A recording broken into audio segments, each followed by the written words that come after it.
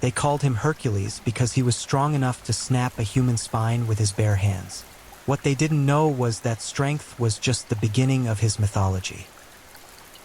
Welcome to True Crime Headquarters, where every story is darker than the last and the truth is more chilling than fiction. I truly appreciate you being here, but here's the thing. Not everyone is subscribing, liking, or commenting. These stories deserve more than silent views. Whether you're watching from New York, South Africa, Canada, the Philippines, the UK, or anywhere else, please hit subscribe, like, and share your thoughts below in the comment section. So, have you subscribed yet? I'm waiting. Done? Great, thank you. I want you to know that every click and comment truly counts. Now, tonight, we descend into the case of a killer who turned ancient mythology into modern horror. A predator who left his calling card wrapped around the throats of the dead. While detectives across 3 states scrambled to decode his messages, Hercules was already selecting his next victim, pen in hand, murder on his mind. This is the story of the man who made death poetic, who transformed crime scenes into galleries of suffering, and who proved that sometimes the most dangerous monsters are the ones who want you to remember their names. Welcome to the hunt for Hercules, the killer who signed his work in blood and bone. I know you love falling asleep to these stories, and tonight you're in for something truly chilling. We'll be exploring 4 haunting true crime cases, each one darker than the last. So, get cozy, unwind, and let the day melt away. But before you drift off, please don't forget to like, subscribe, share, and comment, and tell us where you're watching from and what time it is where you are. Now, please close your eyes. Take a deep breath and let's begin. The body was discovered at 6:47 a.m. on a Tuesday morning in March 2019, wedged between 2 dumpsters behind a 24-hour diner in Sacramento, California. The sanitation worker who found her would later tell police he knew something was catastrophically wrong before he even saw the corpse. There was a smell, yes, but more than that, there was a stillness to the air that felt like the world had stopped breathing. Her name was Jennifer Calloway, 28 years old, a graduate student studying classical literature at UC Davis. What remained of her lay in a twisted heap, limbs arranged in a position that defied natural human anatomy. But it wasn't the brutality of her death that made veteran homicide detective Marcus Reeves stumble backward and grip the alley wall for support. It was the note, folded precisely into a small square and tucked into a plastic sleeve. The note was fastened around Jennifer's neck with industrial wire, the kind used in construction, thick and unforgiving. The wire had been wrapped exactly 3 times, tight enough to leave deep grooves in her skin, but not tight enough to be the cause of death. Reeves, whose hands had stopped shaking at crime scenes a decade ago, found them trembling as he photographed the placement before the medical examiner could remove it. The note itself was written in immaculate cursive on expensive cream-colored cardstock, the kind sold at boutique stationery stores for wedding invitations and formal announcements. Each letter was formed with the precision of someone who had practiced their penmanship, who took pride in the aesthetics of their handwriting. The message was brief, almost poetic. Labor the first, the Nemean lion strangled in the dark. She fought with the courage of 1,000 warriors, but even warriors fall when the gods will it. I am becoming. The words sent a current of ice through the investigative team. Reeves recognized the reference immediately. His daughter had gone through a Greek mythology phase in middle school, leaving illustrated books about Hercules and his 12 labors scattered around their house for months. The Nemean lion was the first of those labors, a beast with impenetrable hide that Hercules had been forced to strangle with his bare hands because no weapon could pierce its skin. Jennifer Calloway had been strangled. The autopsy would later confirm that her killer had used his hands, not a ligature. The crushing force applied to her windpipe suggested someone with exceptional grip strength, someone who had held on long after she stopped struggling, long after the life drained from her eyes. The bruising around her throat showed finger marks so deep they'd fractured the hyoid bone and collapsed the cartilage of her larynx. This wasn't a crime of passion or opportunity. This was execution with a mythological narrative. But there were other details that painted a disturbing picture of calculation. Jennifer's body showed signs of being washed post-mortem. Her hair was still damp when she was found, smelling faintly of unscented soap. Her fingernails had been scrubbed clean, likely to remove any DNA evidence she might have collected while fighting for her life. The killer had taken his time with her, even in death, treating her corpse with a meticulous care that felt almost ceremonial. The crime scene yielded frustratingly little evidence. No footprints in the alley's grime, no fibers, no hair, no blood other than Jennifer's own. Whoever had dumped her body there had worn protective clothing and had been intimately familiar with forensic countermeasures. The only surveillance camera that covered the alley's entrance had been spray-painted over 3 days prior, a fact that suggested premeditation and reconnaissance. Detective Reeves established a timeline through Jennifer's last known movements. She'd left the university library at 9:30 p.m. the night before her body was discovered. Security footage showed her walking to her car alone, textbooks clutched against her chest. Her vehicle was found in the library parking lot the next morning, locked and untouched. Somewhere between that parking lot and the diner alley, she'd encountered her killer. The task force assembled to investigate Jennifer's murder spent weeks chasing shadows. They interviewed her classmates, her professors, her ex-boyfriends, her family members. Everyone described her as cautious, intelligent, not the type to accept rides from strangers or walk through dangerous neighborhoods after dark. Her research focused on ancient Greek tragedy. She'd been writing her thesis on the portrayal of violence in Euripides. The irony wasn't lost on Reeves that she'd spent her final months studying ancient brutality only to become a victim of modern savagery dressed in classical references. The investigation might have grown cold if not for what happened 63 days later in Portland, Oregon. The second body belonged to Marcus Chen, 35, a personal trainer who worked at an upscale gym downtown.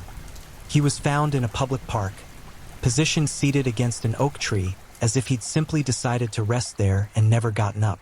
Joggers had passed him for hours before someone noticed the unnatural angle of his head and the complete absence of movement, even as the wind picked up and rain began to fall. Marcus had been killed by blunt force trauma to the skull. Not a single massive blow, but repeated, measured strikes that had systematically shattered his cranium.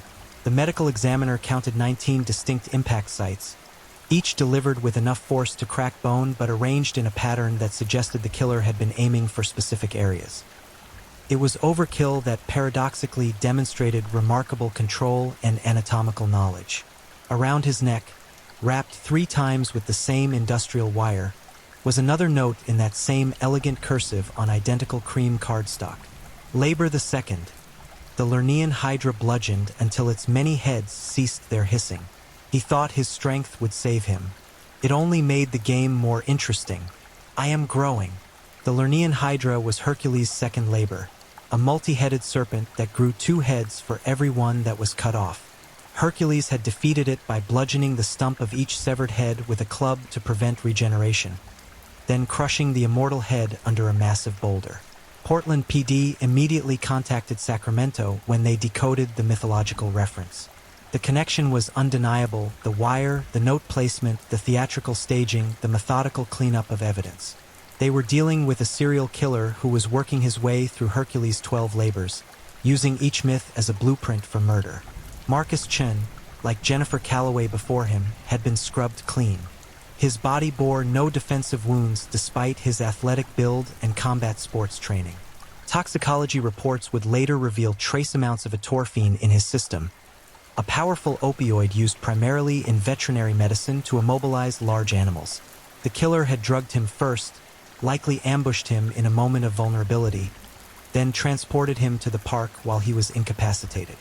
By the time Marcus regained any level of consciousness, if he ever did, the assault was already underway.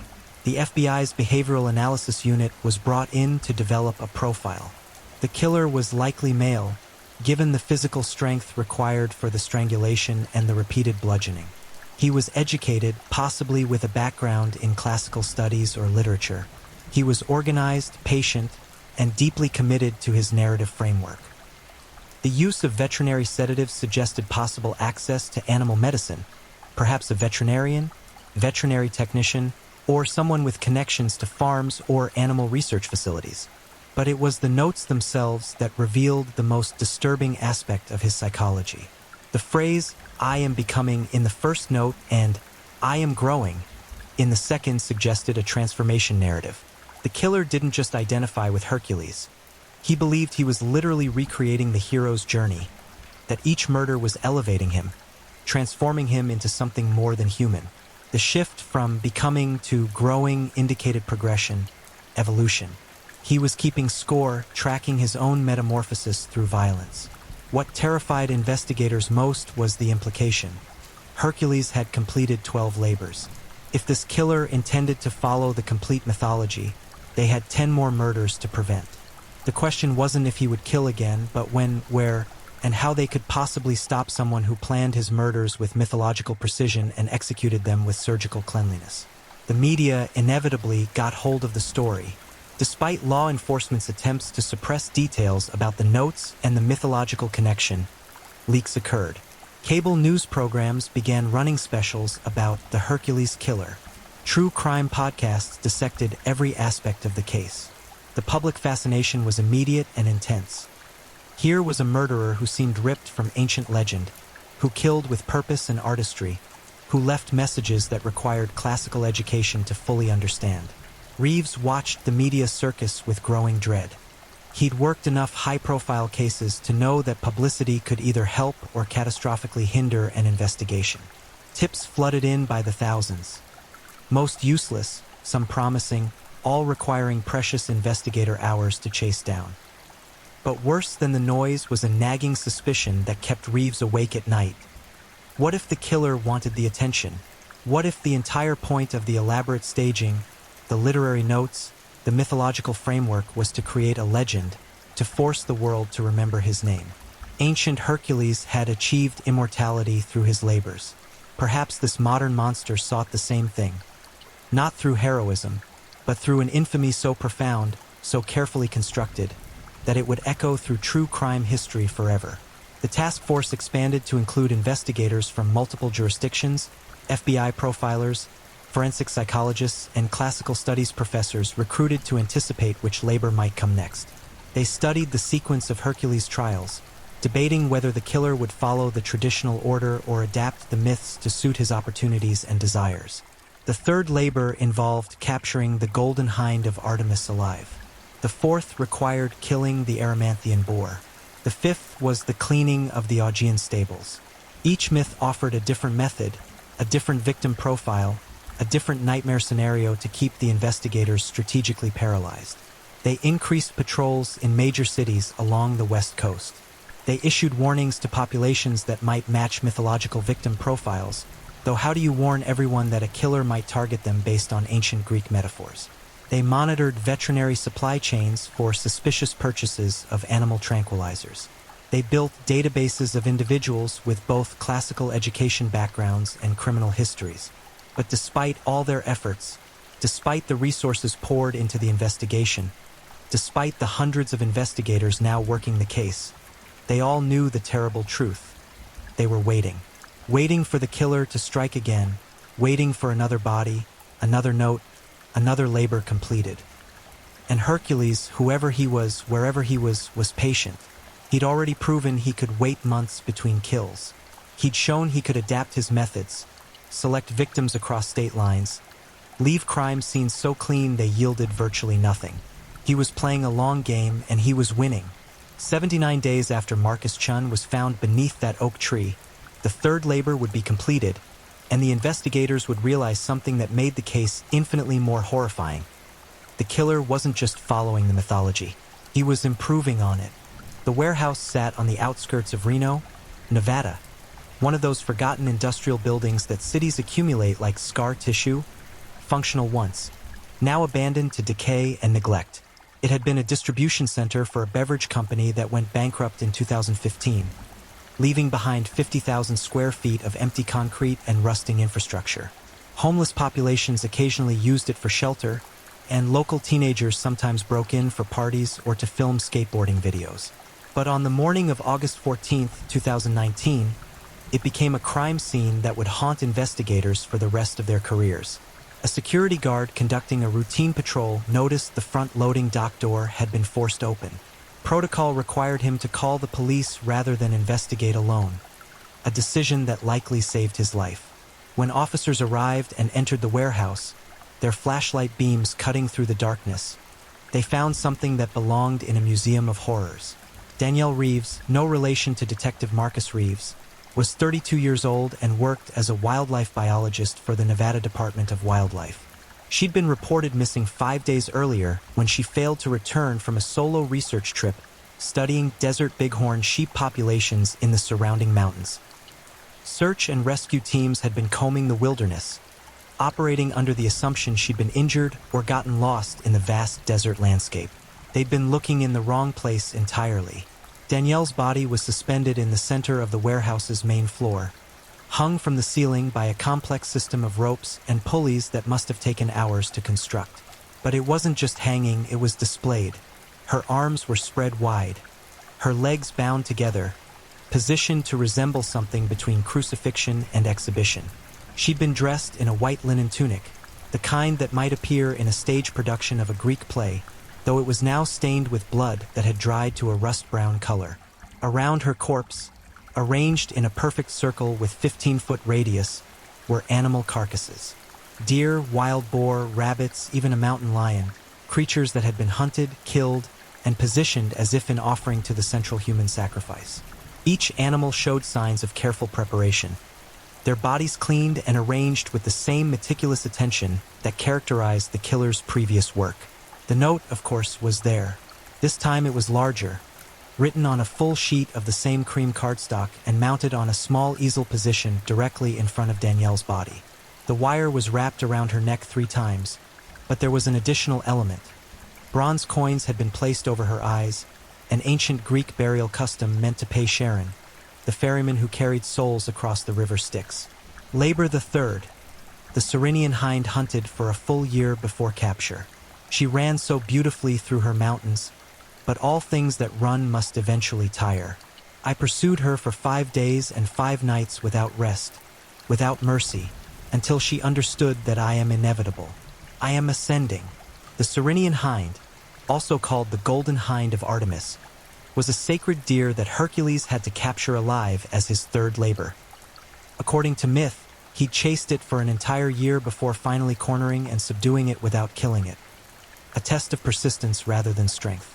The autopsy revealed what the pursuit had cost Danielle. Her legs showed extensive injuries consistent with running over rough terrain. Deep lacerations, torn muscles, bones stressed to the point of microfractures. Her feet were shredded, nails torn off, heels worn bloody. She'd been running through the desert for days, likely drugged periodically to keep her conscious but disoriented. The level of dehydration and exhaustion suggested she'd been driven to the absolute limit of human endurance. The cause of death was ultimately a combination of factors: severe dehydration, exhaustion, and a fatal cardiac arrhythmia brought on by extreme stress and electrolyte imbalance. She'd been alive when the killer hung her in the warehouse. Based on the blood distribution patterns, she'd survived for perhaps an hour after being suspended, her heart finally giving out as she hung there, too weak to even cry for help anymore. The cruelty was staggering. This wasn't just murder, it was sustained torture disguised as mythology. The killer had hunted her through the desert like an animal, had pushed her body beyond its limits, then arranged her corpse as the centerpiece of his grotesque tableau. The animal carcasses surrounding her suggested he'd been hunting them simultaneously, turning the entire ordeal into some perverted safari that conflated human and animal prey. Detective Reeves flew to Reno the moment he received the call. Standing in that warehouse, staring up at Danielle's suspended body, he felt something shift in his understanding of the case. The first 2 murders had been brutal but relatively quick: strangulation, bludgeoning, deaths that occurred within minutes or hours. This 3rd labor represented an escalation, a willingness to extend the victim's suffering over days. The killer was growing bolder, more confident, more committed to making each murder an elaborate performance. The task force brought in specialized forensic teams to process the massive crime scene. They documented everything: the rope system that had been used to suspend Danielle, the placement of each animal carcass, the tire tracks outside the warehouse, the footprints in the accumulated dust. But once again, the killer had been meticulous. The ropes were generic, available at any hardware store. The pulleys showed no fingerprints. The footprints belonged to at least a dozen different shoe treads, suggesting he'd walked through the scene multiple times wearing different boots to obscure his actual shoe size and gait pattern. The animal carcasses provided some investigative leads. The mountain lion especially. Hunting and killing a protected species required either exceptional skill or extraordinary recklessness. Wildlife forensics experts examined the big cat and determined it had been killed with a high-powered rifle, a clean shot to the heart from perhaps 100 yards. The killer was an experienced hunter, comfortable in wilderness environments, capable of tracking and taking down dangerous game. This detail refined the FBI profile. They were likely looking for someone with military or law enforcement training, someone who knew how to survive in harsh conditions, who could hunt both animals and humans with equal proficiency. The use of veterinary sedatives, the knowledge of desert terrain, the ability to track Danielle for days. These skills suggested someone who'd spent significant time in wilderness environments. Danielle's last known movements painted a troubling picture. She'd been working alone, studying bighorn sheep in a remote mountain range. She'd checked in via satellite phone on the first day of her research trip, reporting everything was proceeding normally. After that, silence. Her camp was eventually found abandoned, her research equipment left behind, her vehicle still parked at the trailhead. She'd simply vanished from an isolated location where there should have been no one around for miles. The implication was clear. The killer had been watching her, following her, waiting for the perfect moment to strike. He'd done his reconnaissance, understood her schedule and patterns, knew when she'd be vulnerable and alone. The 5-day pursuit through the desert suggested he'd grabbed her on the very first day of her trip, immediately forcing her into his twisted recreation of Hercules' year-long hunt. Media coverage of the third murder reached fever pitch. The savagery of the crime, the elaborate staging, the days of pursuit, it captured public imagination in a way the first 2 murders hadn't. Nancy Grace devoted an entire week of programming to The Monster Who Thinks He's a Hero. Documentaries were already in production. Amateur sleuths on Reddit and web forums analyzed every detail, developing theories that ranged from plausible to completely insane. The attention created both opportunities and problems for investigators. Tips continued flooding in, some generated by the reward money that had climbed past $500,000 from various sources. But the publicity also fed the killer's ego, giving him exactly what he seemed to crave: recognition, notoriety, a growing legend. Analysis of the notes revealed fascinating details about the killer's psychology. A forensic linguist studied the language patterns and determined the writer was highly educated, likely had advanced degrees, and was probably between 35 and 50 years old based on certain formal phrasings that had fallen out of common use. The handwriting analysis suggested someone with art or calligraphy training. The letters were formed with the consistency of someone who'd practiced for years. But it was the evolution of his self-referential statements that most concerned the psychological profilers. I am becoming, in the first note, suggested potential transformation, the beginning of a journey. I am growing, in the second, indicated development, progress along that path. I am ascending, in the third, revealed the true nature of his delusion. He genuinely believed each murder was elevating him, literally raising him to a higher plane of existence. He wasn't just imitating Hercules. He believed he was achieving apotheosis, becoming divine through violence. This grandiosity made him more dangerous, not less. Killers who believe they're on sacred missions tend to be more committed, more willing to take risks, more resistant to normal deterrents like fear of capture. The killer's careful evidence cleanup showed he didn't want to be caught, but the increasingly elaborate nature of his crime scenes suggested a willingness to expose himself for longer periods in service of his labors. The task force created a map plotting the 3 crime scenes: Sacramento, Portland, Reno. No obvious geographic pattern emerged beyond the general region. They weren't dealing with a killer who stayed in one hunting ground. He was mobile, willing to travel hundreds of miles between murders. This suggested financial resources, time flexibility, possibly a job that required travel or provided sufficient freedom to disappear for days at a time. They analyzed the victim selection, looking for common threads. Jennifer Calloway, classical literature student. Marcus Chun, personal trainer with exceptional physical strength. Danielle Reeves, wildlife biologist who spent time alone in wilderness. The only clear pattern was capability. Each victim had been accomplished, strong, intelligent. They weren't targets of opportunity but carefully selected individuals who, in the killer's mind, were worthy prey. He was hunting the excellent, the exceptional, those who might put up the best fight or provide the most challenging labor.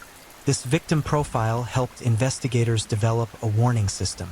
They reached out to communities where individuals might match the characteristics: academic departments studying classics, fitness communities, outdoor recreationists, anyone who combined physical capability with time spent alone in vulnerable situations. But how do you warn everyone without creating mass panic? How do you tell people to be careful without specifying what they should be careful of? 94 days after Danielle's body was found, the fourth labor would claim its victim, and with it would come a revelation that changed everything investigators thought they knew about the case.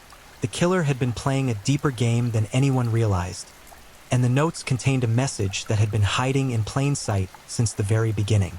Seattle's Pike Place Market is one of those iconic locations that exists as both a working marketplace and a tourist destination. A place where fishmongers throw salmon for the crowds while local chefs shop for ingredients. Where buskers perform alongside merchants who've operated family stalls for generations. It's crowded, chaotic, filled with witnesses and surveillance cameras. It should have been the last place a serial killer would strike. On November 16, 2019, at approximately 3:45 p.m. during the height of the afternoon rush, someone noticed the smell. In a market filled with the aroma of fresh fish, baked goods, and flowers, this smell was different. Sweet, rotten, unmistakably organic decay. Market security investigated and discovered the source in one of the basement cold storage units used by vendors to keep their products fresh. Raymond Torres, 44 years old, had been a chef at one of Seattle's most prestigious restaurants. He was known for his work with wild game, his ability to butcher entire animals and utilize every part, his almost obsessive approach to meat preparation. He'd been missing for 6 days, and his family had been conducting their own search after police resources were stretched thin, dealing with multiple missing person cases. They found him in the cold storage unit, stuffed inside a massive industrial freezer that had been unplugged and left to warm. His body had been systematically butchered, limbs separated from torso, skin removed with surgical precision, organs carefully extracted and arranged around him in stainless steel bowls. It wasn't the chaotic destruction of a frenzied attack. It was methodical deconstruction, the work of someone who understood anatomy and had approached the human body as a butcher approaches livestock. The note was there, of course, sealed in plastic and attached to what remained of Raymond's chest with that familiar industrial wire wrapped 3 times. But this note was longer than the others, more detailed, almost conversational in tone. Labor the Fourth, the Erymanthian boar captured and carried to the king. He worked with flesh and blood, understood the architecture of muscle and bone. I showed him that all his knowledge meant nothing when he became the subject instead of the master.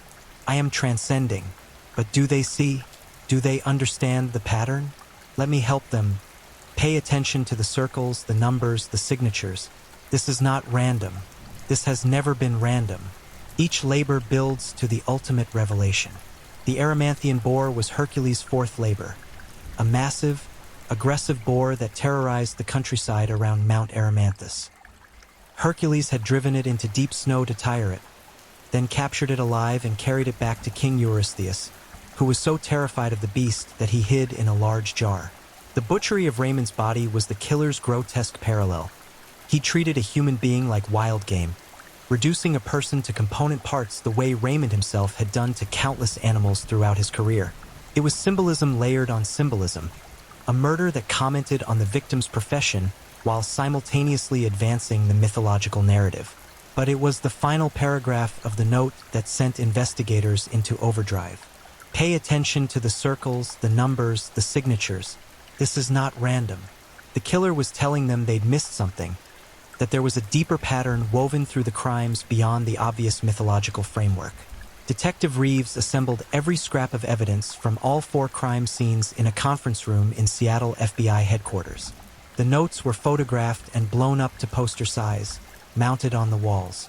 Crime scene photos, autopsy reports, maps, victim profiles, everything was displayed for analysis. Dr. Elizabeth Chun, a forensic psychologist who'd been consulting on the case, was the first to see it. "The wire," she said, pointing at the photos. "It's always wrapped exactly 3 times. Why 3? Could be meaningless?" Another investigator suggested. "Just his signature method." "Nothing this killer does is meaningless," Reeves countered. "He told us to look at the numbers. What else comes in 3s? They started listing 3 victims before this note appeared. The number 3 appears frequently in Greek mythology: 3 fates, 3 furies, 3 heads of Cerberus. But nothing seemed to fit perfectly until a classical mythology professor brought in as a consultant, Dr. Harold Martinez, made the connection. The trials of Hercules weren't just about redemption, he explained. They were specifically structured. Hercules didn't choose these labors. King Eurystheus assigned them as penance for a crime. Hercules had killed his own wife and children in a madness sent by the goddess Hera. The 12 labors were his path to absolution, to cleanse himself of that blood guilt. "So our killer thinks he's atoning for something?" an FBI agent asked. "Or he's identifying with that aspect of Hercules' story," Dr. Martinez continued. "But here's something most people don't know. The labors were originally supposed to be 10, but Eurystheus refused to count 2 of them. The second labor, killing the Hydra, didn't count because Hercules had help from his nephew Iolaus. The 5th labor, cleaning the Augean stables, didn't count because Hercules demanded payment for it. So Hercules had to complete 12 labors to satisfy the original sentence of 10. The room went silent as the implications sank in. "How does that connect to the number 3? Reeves asked. Dr. Chun stepped forward, her finger tracing across the enlarged notes. "The signatures. Look at how he signs off. I am becoming. I am growing. I am ascending. I am transcending." They're progressive, each one claiming a higher state of evolution. And, someone prompted, becoming, growing, ascending, transcending, these aren't random words. They're stages. And if you look at classical alchemical philosophy, which drew heavily from Greek thought, transformation happened in stages. 3 stages, specifically: nigredo, albedo, rubedo, blackening, whitening, reddening, death, purification, rebirth. "He's marking his own transformation through the murders," Reeves said slowly. "Each labor isn't just about recreating mythology. It's about literally changing himself. Which means," Dr. Chun continued, her voice grim, "if he believes he's following a 3-stage transformation process, and we've seen 4 murders, we're about to enter a new phase. The killings might become more frequent, more intense, because he's accelerating toward whatever he believes his final form will be." They returned to analyzing the physical evidence with this new framework. The circles mentioned in the note, what circles? Crime scene photos were examined with fresh eyes. Then an evidence technician noticed something in the photo from the warehouse where Danielle had been found. The animal carcasses weren't just randomly placed around her body. They formed a perfect circle, equidistant from the center. And when measured, the radius was exactly 15 feet. They pulled photos from the other crime scenes. Jennifer's body had been found between 2 dumpsters, but the dumpsters themselves were positioned in an alley that formed a 3-sided enclosure approximately 15 feet across. Marcus Chun had been seated against a tree, and when investigators reviewed the park crime scene photos, they found scuff marks in the dirt around the tree forming an arc, part of a circle with roughly a 15-foot radius. Raymond's body parts had been arranged in that cold storage unit, and the bowls containing his organs were positioned around the central mass in a clear circular pattern. 15 feet, Reeves said. That has to mean something. Dr. Martinez consulted his mythology references. In ancient Greek architecture, particularly in temples, the arrangement of columns followed specific mathematical ratios. 15 feet. That's close to 10 cubits, a measurement unit used in classical construction. But I'm not sure if that's relevant. What about the wire? Dr. Chun suggested. Always 3 loops, always the same type. Has anyone traced the manufacturer? They had, of course. The wire was a standard industrial gauge, sold at hundreds of hardware stores across the country. Tracing purchases had been impossible without something to narrow the search. No credit card records, no witnesses, no way to identify which of thousands of buyers might be their killer. But the note's emphasis on paying attention sparked a more detailed analysis. A forensic materials expert examined the wire under high magnification and discovered minute markings, not manufacturer stamps, but tiny notches cut into the metal at precise intervals. They were so small they'd been missed in previous examinations, barely visible even under magnification. The notches formed a pattern. On the wire from Jennifer's neck, 3 marks. Marcus's, 6 marks. Danielle's, 9 marks. Raymond's, 12 marks. He's counting, someone breathed. 3, 6, 9, 12. Multiples of 3. The labors, Reeves said. He's literally marking them. Labor 1 gets 3 notches, labor 2 gets 6, labor 3 gets 9, labor 4 gets 12. He's keeping score on the murder weapon itself. Which means, Dr. Chan said darkly, the wire from the next victim will have 15 notches, and the next after that 18. He's creating a physical record that escalates with each murder. Like notches on a gunslinger's pistol, except his weapon is the wire itself. This discovery led to a comprehensive re-examination of all evidence. If the killer was embedding multiple layers of meaning into every aspect of his crimes, what else had they missed? Teams worked around the clock, measuring, counting, analyzing every detail through this new lens of intentional numerical symbolism. They discovered the cardstock the notes were written on wasn't random either. A paper expert analyzed the weight and composition and determined it was a specific luxury brand sold primarily through high-end stationery stores and art supply shops. More importantly, the paper was custom cut, not to a standard size, but to exactly 7 inches by 5 inches, 35 square inches. Another multiple of 7, another number with significance in classical numerology. The ink was fountain pen ink, analyzed to be a specific brand favored by calligraphers and serious letter writers. The pen used to write the notes was determined to be a gold-nibbed fountain pen based on the flow patterns and pressure points in the writing. Not a disposable tool, but an expensive implement that suggested the killer valued the aesthetic presentation of his messages as much as their content. Every element was chosen deliberately. The cream color of the paper, the elegant cursive script, the expensive ink, the precise measurements. He was creating art objects out of his murder notes, treating them as illuminated manuscripts that would be preserved and studied. He understood that these notes would become famous, that they would be reproduced in books and documentaries, that his words would be analyzed by millions. He was writing for an audience that extended far beyond the investigators, crafting his legacy one carefully penned message at a time. He wants to be studied, Dr. Chan concluded, not just remembered but dissected, analyzed, taught in criminology and psychology courses. He's creating a case study deliberately designed to be impossible to forget. This realization shifted the investigation's approach. They weren't just hunting a serial killer. They were pursuing someone who understood he was creating a narrative that would outlive him, who was meticulous because he knew every detail would eventually be examined by countless investigators, students, and true crime enthusiasts. Behavioral analysts created an updated profile. The killer was likely highly educated with advanced degrees, possibly in literature, mythology, or psychology, fields that would give him both the knowledge to craft his mythological framework and the understanding of how his crimes would be interpreted. He was financially comfortable, able to afford quality supplies and travel expenses without leaving a clear financial trail. He had significant alone time and control over his schedule, suggesting either self-employment, a flexible career, or possibly someone on extended leave or sabbatical. The veterinary sedative purchases suggested he had legitimate access to controlled substances, possibly through a professional connection to animal medicine or research.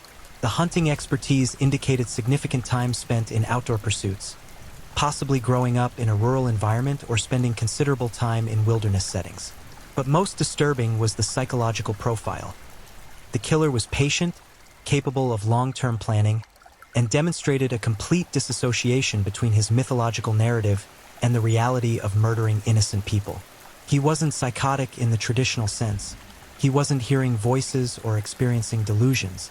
He was choosing this framework deliberately, using mythology as both justification and methodology for satisfying whatever internal drives pushed him toward violence.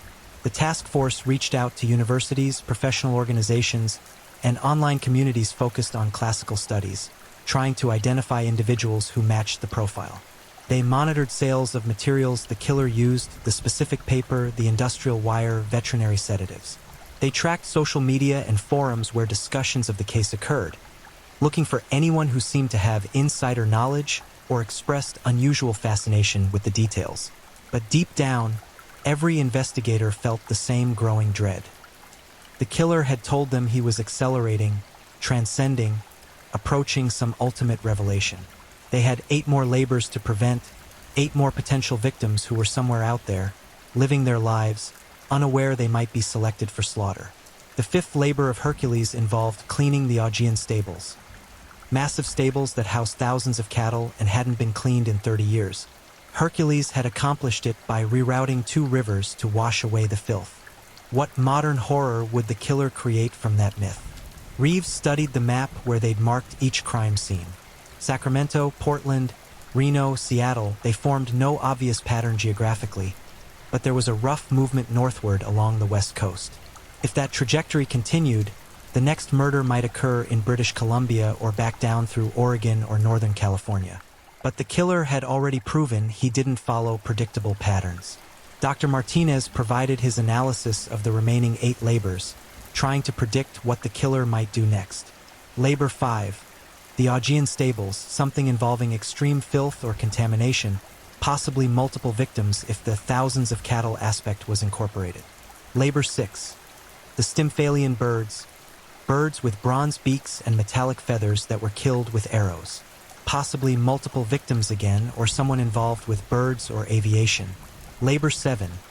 The Cretan bull, capturing a mad bull that was terrorizing Crete. Likely a victim with aggressive or volatile personality traits. Labor 8. The maras of Diomedes, horses that ate human flesh, which Hercules fed their owner to before taming them. Cannibalism or someone involved with horses or animal husbandry. Labor 9. The belt of Hippolyta, taken from the Amazon queen. Likely a strong woman, possibly in a position of authority or power. Labor 10. The cattle of Geryon, stealing cattle from a monster with 3 bodies who lived on an island. The mythology was complex, involving multiple deaths and a long journey. Labor 11. The apples of the Hesperides, golden apples guarded by a dragon and nymphs at the edge of the world, often considered the most difficult labor, requiring Hercules to hold up the sky temporarily. Labor 12. Capturing Cerberus, the 3-headed dog guarding the underworld. Hercules had to descend into Hades itself and wrestle the beast into submission. Each myth offered dozens of possible interpretations. The killer could take any element, the animals, the locations, the methods, the symbolism, and transform it into murder. The permutations were endless, making prediction nearly impossible. "We're being reactive," Reeves told the task force. "We're waiting for him to kill and then trying to analyze what he's done. We need to get ahead of him somehow." "How?" someone asked, frustration evident. "He's proven he can strike anywhere, anytime. He leaves no forensic evidence. We don't know what he looks like, where he lives, what name he uses. We're hunting a ghost who only becomes visible when he wants to, and then only as a corpse and a note." The room fell silent. It was the truth nobody wanted to speak aloud. Despite the massive resources devoted to the case, despite the hundreds of investigators, despite all the evidence and analysis, they were no closer to identifying the killer than they'd been after the first murder. He was always 3 steps ahead, operating on a timeline only he understood, following a plan that existed complete in his mind while they scrambled to decode it after the fact. That night, alone in his hotel room, Reeves couldn't sleep. He kept thinking about the killer's notes, the careful handwriting, the progressive claims of transformation. "I am becoming. I am growing. I am ascending." I am transcending. What came after transcendence? What was the endpoint of this sick journey? He pulled out copies of all 4 notes and laid them across the hotel desk, reading them again and again. There had to be something else, some clue embedded in the language that they'd missed. The killer had explicitly told them to pay attention, that there was a pattern beyond the obvious. Then he saw it, not in what the notes said, but in what they didn't say. Each note talked about the victim in the third person. She fought. He thought his strength would save him. She ran so beautifully. He worked with flesh and blood. But the killer always used I statements about himself. Never we. Never any suggestion of an accomplice or audience beyond the eventual readers of his notes. Except there was an audience implied. But do they see? The 4th note asked. Do they understand the pattern? Not do you see, addressing investigators directly, but they, third person. He was writing as if addressing someone else. Someone who wasn't present but who would read his words. Reeves grabbed his phone and called Dr. Chun, not caring that it was 2:30 a.m. The notes, he said when she answered groggily. Who is he writing them for? What do you mean? He's writing them for us, for the investigators. No, listen. In the 4th note, he says, do they see, do they understand? Not you. They. He's writing to someone specific, someone he expects will read these notes, but who isn't part of the investigation. He could hear her becoming alert, the sound of rustling papers as she presumably grabbed her own copies of the notes. You're right. He's using third person to reference the investigators. So who is he using second person for? They both realized it at the same moment. He'd never used second person. Every note was constructed in first and third person only. I am and they / she / he. Never you. He's not writing to anyone, Dr. Chun said slowly. He's making declarations, pronouncements, like someone writing scripture or prophecy.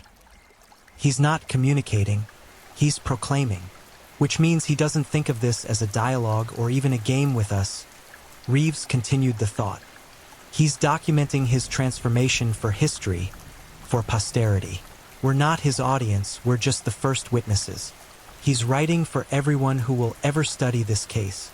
Forever. The implications were chilling. They weren't dealing with someone who wanted to match wits with investigators or who craved the cat-and-mouse thrill of evading capture. This was someone creating a monument, building a legacy murder by murder, note by note. He expected to be caught eventually, maybe even wanted it so his story would be complete, so there would be an ending worthy of the myth he was creating. If he knows he'll eventually be caught, Dr. Chun said, then he's working toward a conclusion. The 12th labor isn't just another murder. It's the finale. Whatever he has planned for Cerberus and the descent into the underworld, that's when he'll want to be stopped. That's when his story becomes complete. 8 more victims, Reeves said quietly. 8 more people are going to die because he needs to finish his narrative. Unless we find him first. How? We've got nothing. No DNA, no witnesses, no forensics. Just bodies and notes and a killer who's always gone before we even know he's been there. The next morning, the task force received a call from park rangers in Crater Lake National Park in Oregon. They'd found something disturbing near one of the hiking trails, a collection of items arranged in a small clearing. Veterinary sedative vials, empty, lengths of industrial wire, fountain pen, and a note written in that familiar elegant cursive, but this one wasn't attached to a body. It was pinned to a tree with a hunting knife. You're looking, but you're not seeing. You're chasing, but you're following a path I laid months ago. By the time you read this, I will have completed labor the 5th. Pay attention to the water. Pay attention to the filth. Pay attention to what it means to cleanse something that was never meant to be clean. The rivers are running red, and you don't even know which rivers to watch. I am evolving. The note was dated 3 days earlier. Somewhere, Labor 5 had already been completed. Somewhere, a body was waiting to be found, arranged in whatever horrific tableau the killer had created around the myth of the Augean stables. Alerts went out to every law enforcement agency in the Pacific Northwest. Pay attention to the water, the note had said. Rivers, lakes, reservoirs, they started checking them all, looking for anything unusual, any reports of contamination or discoveries near water sources. Took 2 days. A fisherman in Eugene, Oregon reported a terrible smell coming from a drainage culvert that emptied into the Mackenzie River. When hazmat teams investigated, they found the source. 3 bodies. Not 1, 3. All had been dead for approximately 5 days, making the timeline match the killer's note. They'd been killed elsewhere and transported to the culvert, then partially submerged in the drainage water that flowed constantly from a nearby sewage processing facility.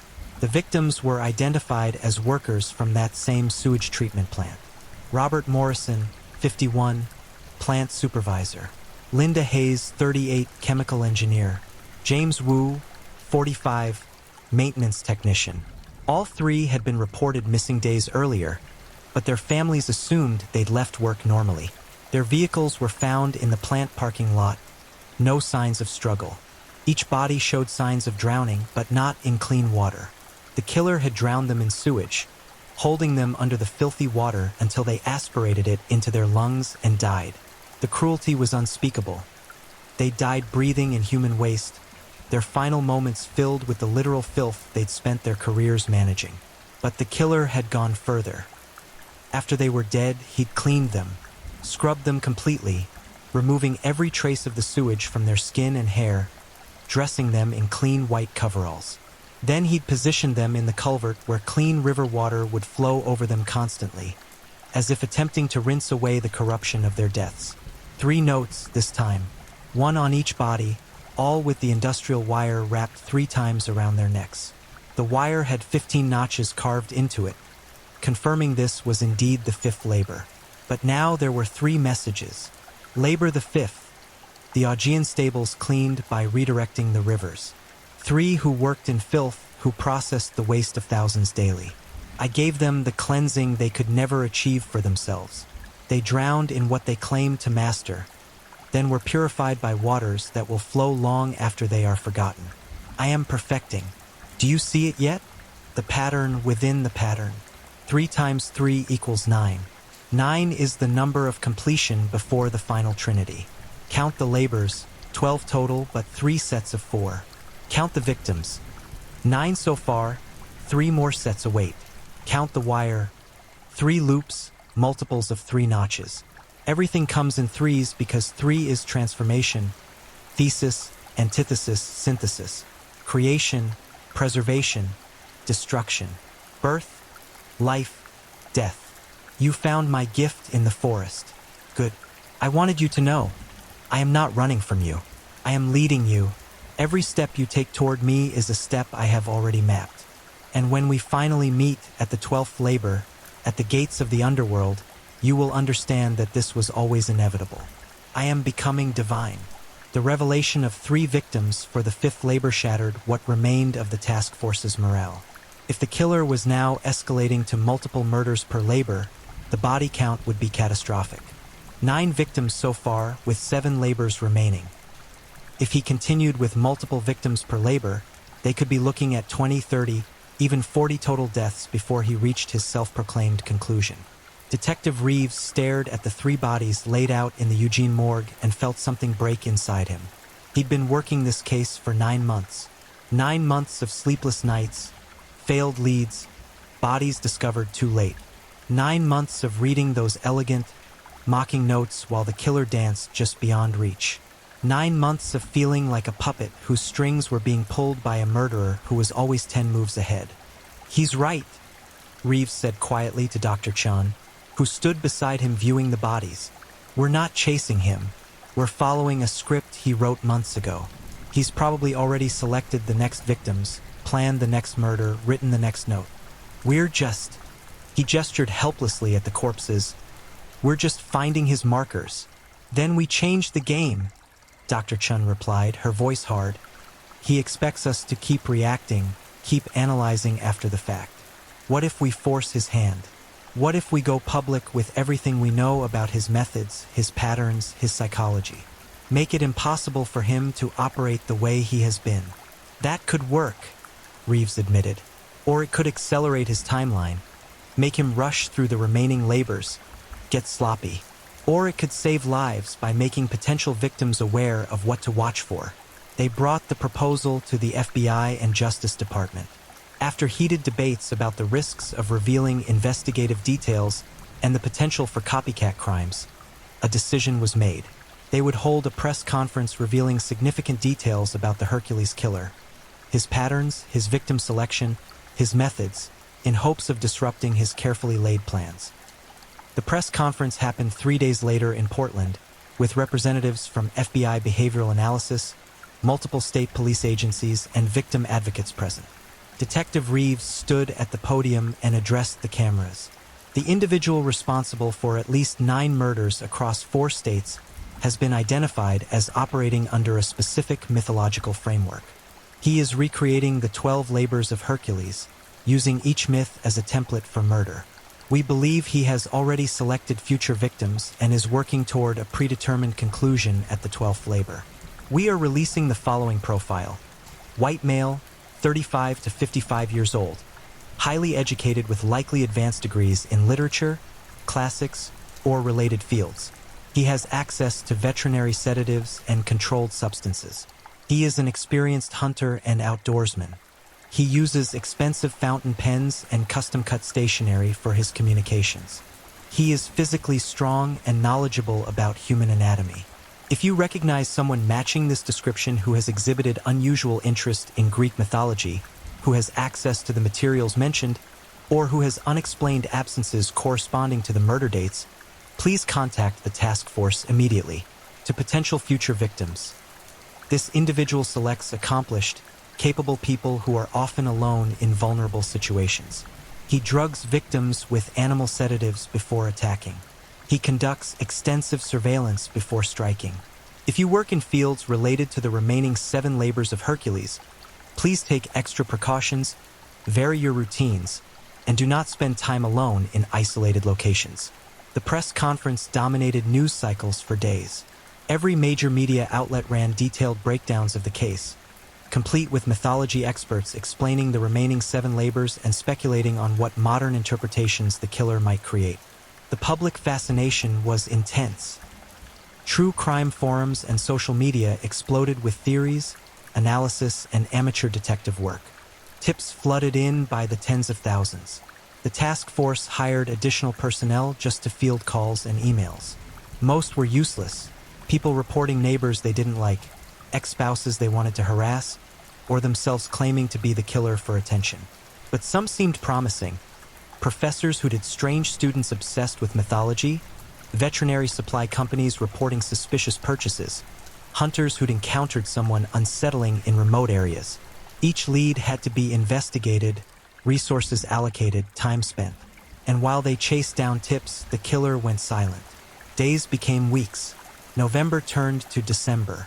The holidays approached with no new murders, no new notes, no sign that Hercules was continuing his labors.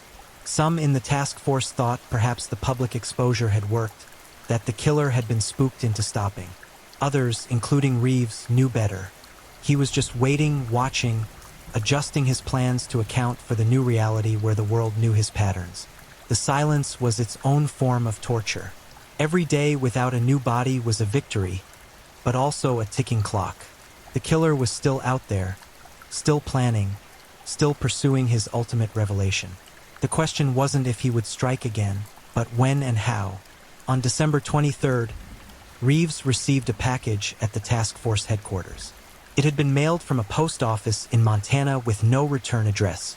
Inside was a folded piece of that familiar cream cardstock, but this time the message was different. You thought exposure would stop me. You thought revealing my methods would somehow constrain me. You don't understand. I am not hiding, I am preparing. The 6th labor requires special arrangements, and your press conference has made it more difficult, yes, but also more meaningful. When I complete it, the entire world will be watching, and that makes the transformation more potent, not less. The Stymphalian birds will fall, and you will witness it in real time. Watch the skies over San Francisco on December 31st. I am manifesting. San Francisco, New Year's Eve. The Stymphalian birds, in mythology, These were man-eating birds with bronze beaks and metallic feathers that terrorized a region until Hercules drove them away with a rattle and shot them with arrows. The killer's modern interpretation could mean anything: shooting victims in public, targeting people in high-rises, attacking during the crowded New Year's celebrations. The task force mobilized every available resource. San Francisco police were briefed, FBI agents flooded the city, SWAT teams were positioned at strategic locations. The mayor considered canceling the public New Year's Eve events, but ultimately decided the massive law enforcement presence made them safe enough to proceed. Canceling would mean letting the terrorist win, because that's what the killer had become: not just a serial murderer, but someone using fear and threats to impact entire cities. December 31st arrived with San Francisco in a state of barely controlled chaos. Hundreds of thousands of people still came to celebrate despite the warnings. Law enforcement personnel were everywhere, scanning crowds, monitoring rooftops, watching for anything suspicious. The entire city felt like it was holding its breath. 11:45 p.m., 15 minutes until midnight, until the moment when the old year became the new. The crowd in Union Square was packed shoulder to shoulder, people counting down to the ball drop, drunk and celebrating and completely unaware of the danger that might be circling overhead. 11:52 p.m. Reeves stood in a mobile command center with federal agents, watching feeds from dozens of cameras positioned throughout the city. Nothing unusual. No signs of the killer, no disturbances, no indication that anything was about to happen. 11:58 p.m. 2 minutes until midnight.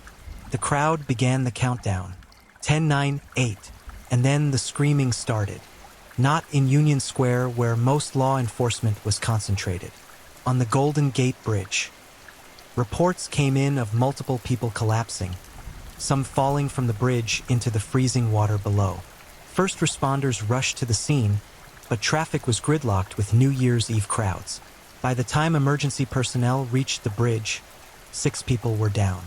All had been shot clean, precise shots to the chest or head, fired from long range.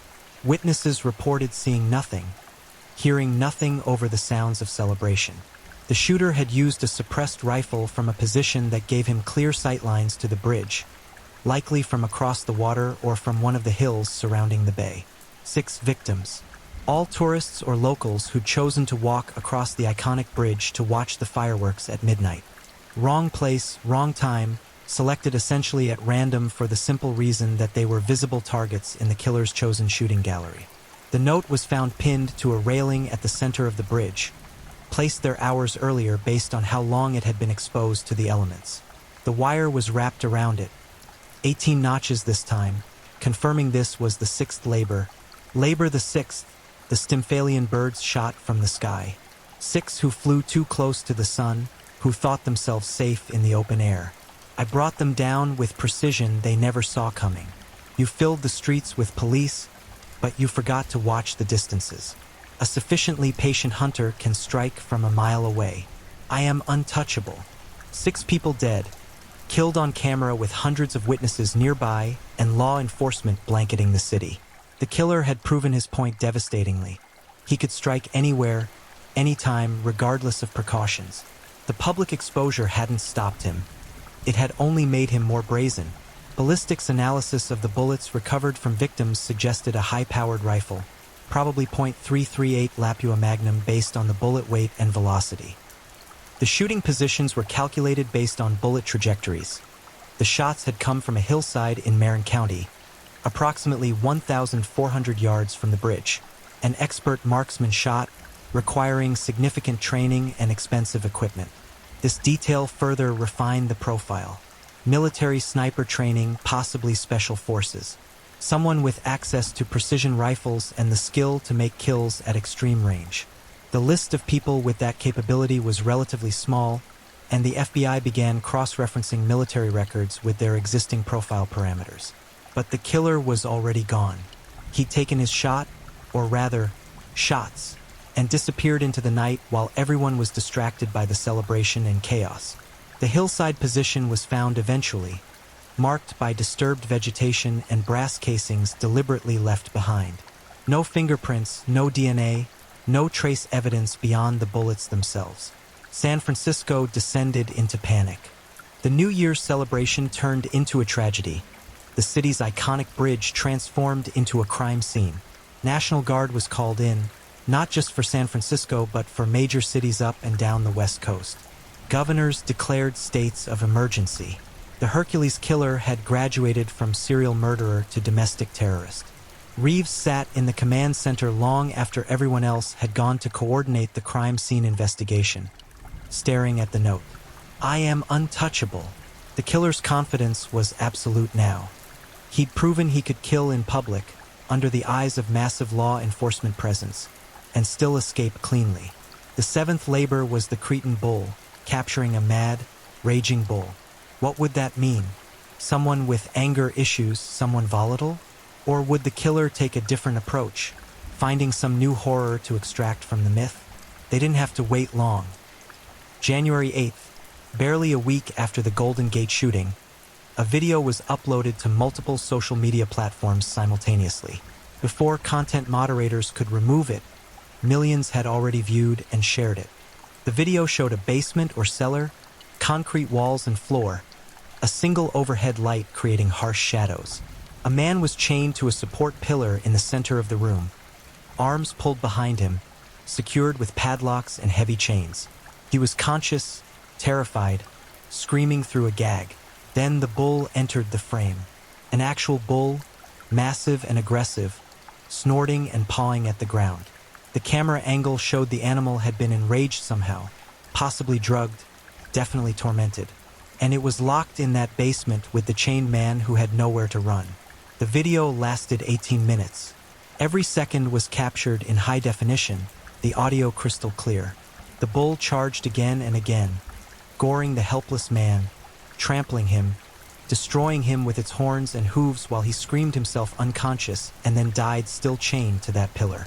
When it was over, the bull calmed, as if the drugs or whatever had enraged it were wearing off. The killer's hands appeared on camera, gloved, holding a rope attached to the bull's nose ring. He led the animal off-screen. Then he returned alone and approached the body. The wire came out, wrapped 3 times around the ruined neck. 21 notches. The killer held up a note to the camera so viewers could read it. Labor the 7th, the Cretan bull captured and controlled. He raged against the chains, but rage means nothing against inevitability. The bull was merely my instrument. I am the force that directed it. You watched him die, and you could do nothing. How many more will you watch die before you accept that I cannot be stopped? I am inevitable. The video ended. The killer's face was never shown. His voice was never heard. But millions had witnessed him commit murder in real time, had watched a man die horribly while the killer orchestrated it like a director filming a scene. The video uploads were traced to anonymous accounts created from public Wi-Fi locations across multiple states, activated simultaneously by delayed scripts. The basement location was identified eventually, an abandoned farm property in Idaho that the killer had accessed somehow. By the time police arrived, it was empty except for blood and chains. The bull was found in a nearby field, the victim's identification in its stomach. He'd been forced to swallow his own wallet. His name was Derek Thompson, 41, a former professional boxer with a history of domestic violence and assault charges. The mad bull the killer had captured. The body was never recovered. The killer had taken it, leaving only the crime scene and the video evidence of what he'd done. 7 labors completed, 15 victims dead, and the killer's notes showed his evolution. Becoming, growing, ascending, transcending, evolving, perfecting, manifesting, and now inevitable. Each proclamation more grandiose, each claim of transformation more absolute. 5 labors remained: the man-eating mares of Diomedes, the belt of Hippolyta, the cattle of Geryon, the apples of the Hesperides, and finally Cerberus and the descent into the underworld. The task force knew they were running out of time. The killer was accelerating, his murders becoming more public, more theatrical. The 8th labor would come soon, and then the 9th, the 10th, building toward whatever finale he'd planned for the 12th labor. Reeves barely slept anymore. He studied the notes obsessively, looking for any clue to the killer's true identity. The handwriting, the paper, the wire, the patterns, everything had been analyzed 1,000 times. They knew his methods, but not his name. They understood his psychology, but not his location. They could predict his general targets, but not prevent his attacks.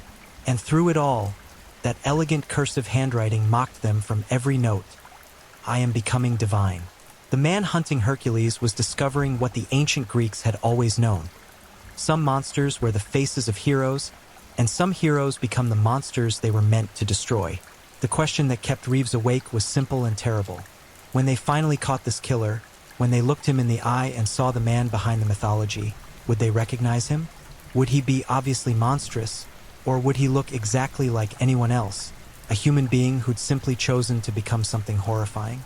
The answer was coming. The 12th labor was approaching, and at the gates of the underworld, as the killer had promised, they would finally meet face to face.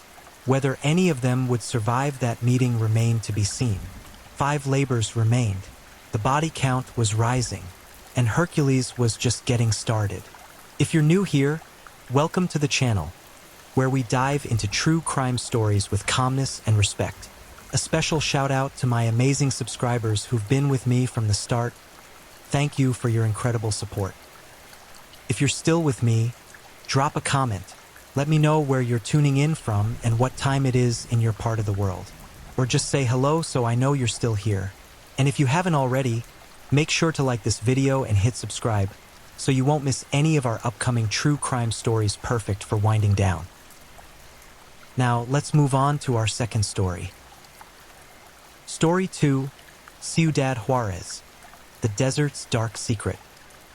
Tonight, we walk through a graveyard that stretches for miles, where pink crosses mark the spots where daughters vanished, where mothers still search the sand for fragments of bone, where a city became a hunting ground and the hunters were never meant to be caught. This is Ciudad Juarez, Mexico, a place where factory girls disappeared on their way home from work, where bodies surfaced in the desert like dark secrets the earth couldn't keep buried, where more than 500 women were murdered across 2 decades, and the screams went unanswered. Close your eyes and feel the heat of the Chihuahuan desert pressing down like a hand over your mouth. Feel the wind that carries whispers of names no one will speak. This isn't just a story about death. This is a story about a system that looked away, about evil that wore many faces, about a border town that became synonymous with terror. Welcome to the nightmare of Ciudad Juarez, where we hunt not just one monster, but an entire machinery of murder that ground young women into dust and scattered them across the wasteland. And the most terrifying part? The machinery is still running. The sun sets over Ciudad Juarez like a wound bleeding into the horizon, painting the sky the color of rust and old blood. This border city, pressed against El Paso, Texas, like a secret trying to slip across, has always lived with one foot in 2 worlds. By day, it's a sprawling industrial hub where American factories, the landscape, pulling in workers by the thousands. By night, it transforms into something else entirely, something hungry. January 1993, the year everything changed, though no one knew it yet. The year the desert started collecting bodies like a twisted hobby. Alma Shavira Farrell was 13 years old when she stepped out of her world and into oblivion. A child, really, with dreams probably no different than yours or mine at that age. She worked in one of the maquiladoras, the foreign-owned factories that promised prosperity but delivered exhaustion. These massive industrial complexes had transformed Juarez into a magnet for poor families from across Mexico, all chasing the promise of American dollars for Mexican labor. Young women flocked here, leaving rural villages behind, walking straight into what would become a decades-long bloodbath. Alma's body was discovered in a vacant lot, raped, strangled, discarded like trash someone forgot to take out. The police barely blinked. Just another dead girl in a city full of them, they seemed to think. Just another statistic. They wrote their reports in board shorthand, filed them away in cabinets that would overflow with similar cases, and moved on to their next cup of coffee. But Alma wasn't just another anything. She was the first recognized victim of what would become an epidemic of violence so vast, so systematic, that it would earn international condemnation and change the legal landscape of an entire nation. The pattern emerged slowly, like a photograph developing in toxic chemicals. Young women 14, 16, 20 years old going missing. Always from the same demographics. Always poor. Always workers in the maquiladoras or students commuting on empty roads. Always vulnerable in that specific way that poverty makes you vulnerable, where you have to walk alone at night because you can't afford a car, where you have to work late shifts because you can't afford to say no. By 1995, the trickle had become a flood. Bodies turned up in the desert scrubland that surrounds Juarez like a moat of death. Lot Bravo, brave lot. A barren stretch of sand and mesquite became particularly notorious. Women were found here repeatedly, their bodies showing signs of prolonged torture. Hands bound behind their backs with shoelaces. Hair hacked off in rough chunks. Evidence of sexual assault so brutal that even hardened investigators turned away from the autopsy reports. The killing fields expanded. Arroyo El Navajo, Colonia Anapra, Lomas de Polio. These names, innocuous on their own, became synonymous with horror. Each location told the same story in different handwriting. Young women lured or dragged to isolated areas, subjected to unspeakable violence, then dumped like garbage for the vultures and the desert heat to erase. What made these murders particularly chilling was the evidence of ritual. This wasn't random violence. This wasn't passion or rage in the heat of the moment. The bodies showed organization, planning, the kind of methodical evil that suggests someone or multiple someones had practice, had preferences, had a system. Some victims were found wearing clothes that weren't theirs, suggesting they'd been held somewhere, forced to change, transformed into objects for someone's sick fantasy before being killed. Others showed signs of having been moved multiple times, their bodies staged in specific positions, left in locations deliberately chosen for maximum impact or minimum discovery. The police response ranged from incompetent to complicit. Investigations stalled before they started. Evidence disappeared from lockers. Witnesses recanted statements after late-night visits from men in unmarked cars. Families of victims were told their daughters had been prostitutes, drug addicts, that they'd brought this on themselves. Lies designed to justify inaction and smear the dead. The truth was simpler and more damning. These women were targeted precisely because they were vulnerable, because they were poor, because they worked in jobs that kept them out late and forced them onto empty streets, because they lived in a city where the infrastructure couldn't keep up with the population boom, where entire neighborhoods sprawled without streetlights, where bus routes left gaping holes that women had to walk through in darkness. The maquiladora system itself became a feeding ground. These factories operated on brutal schedules, long shifts, low pay, high turnover. Young women would finish work at midnight, 1 in the morning, sometimes later. They'd stream out into the night in groups at first, but those groups fractured as people headed in different directions to different neighborhoods. That's when they became prey. Company buses existed but didn't cover all routes. Some women had to walk miles through unlit industrial zones where the only sounds were machinery and their own footsteps echoing off corrugated metal walls. Perfect hunting grounds, perfect killing fields, and still they came. Still families sent their daughters to Juarez because what else could they do? The poverty in rural Mexico was suffocating. The factories offered escape, offered opportunity, offered the chance to send money home to younger siblings who needed school uniforms and food. So mothers kissed daughters goodbye, whispered prayers, and watched them board buses north to the city of dreams that had become a city of screams. By 1998, activist groups began organizing. Mothers of the disappeared, Madres de las Desaparecidas, formed coalitions. They marched through downtown Juarez carrying photographs of daughters who would never age past 17, past 19, past 22. They demanded answers. They demanded justice. They demanded anyone, acknowledge that their children mattered. The government responded with arrests that felt more like theater than justice. In 1999, authorities paraded 2 bus drivers in front of cameras, claiming they'd solved the murders. Sharif, an Egyptian chemist, was arrested and convicted. Then came Los Rebeldes, a gang blamed for a cluster of killings. Each arrest came with dramatic press conferences and promises that the nightmare was over. But bodies kept appearing. Even while Sharif sat in prison, women continued to vanish and turn up dead with the same signatures. Sexual assault, strangulation, dumped in the desert. The killing hadn't stopped. It had never stopped. The arrests were band-aids on bullet wounds, designed to create the illusion of control in a city spiraling into chaos. The truth, the horrible, complex truth, was that there was no single killer, no lone monster to unmask and cage. The femicides of Juarez were the product of multiple factors colliding.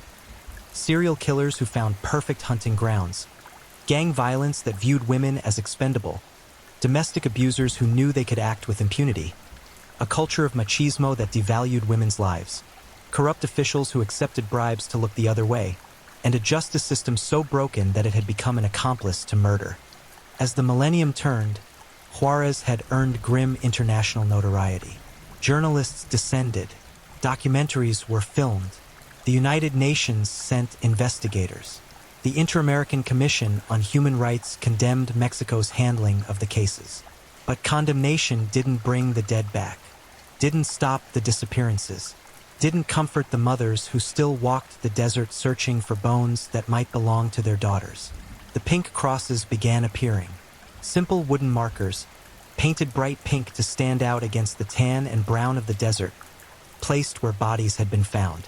Las Cruces roses, the pink crosses, became a symbol of resistance, of remembrance, of rage.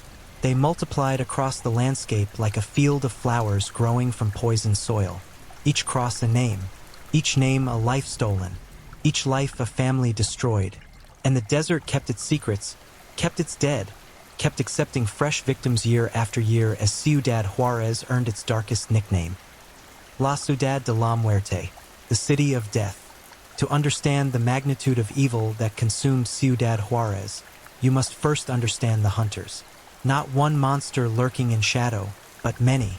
Different motives, different methods, but all operating in the same ecology of violence that the city had become. Start with the serial killers, because yes, plural. Multiple individuals who discovered that Juarez offered something rare and precious to those with a taste for murder. Opportunity without consequence. The evidence from forensic pathologists painted a disturbing picture. Clusters of victims bore similar wound patterns, similar methods of restraint, similar post-mortem positioning. They'd been killed by someone who had done this before, someone who had refined their technique, someone who got better at murder with practice the way normal people get better at piano or painting.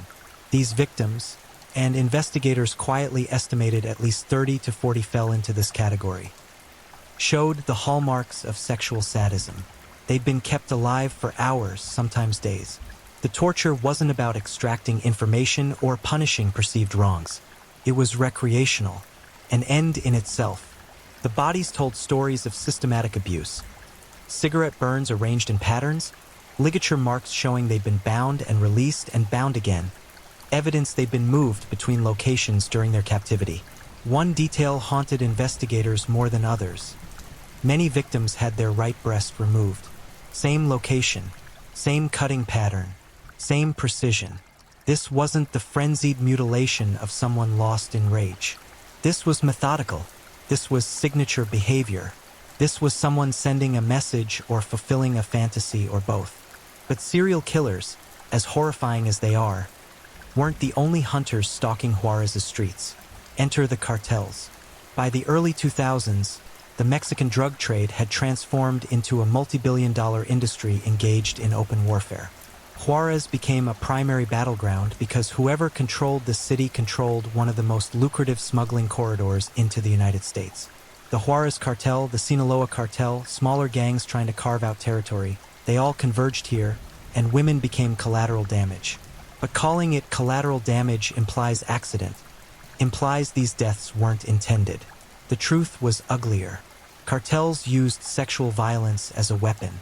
They trafficked women, forcing them into prostitution to fund operations and reward soldiers. When those women tried to escape or knew too much or simply aged out of usefulness, they disappeared. Their bodies, when found, sent messages to rivals and to the community. This is what happens when you cross us, when you talk, when you exist in our territory without permission. The Barrio Azteca gang, a transnational criminal organization allied with the Juarez cartel, became particularly notorious. In one case that eventually came to trial decades later, 11 young women were lured with promises of legitimate work, then forced into sexual slavery.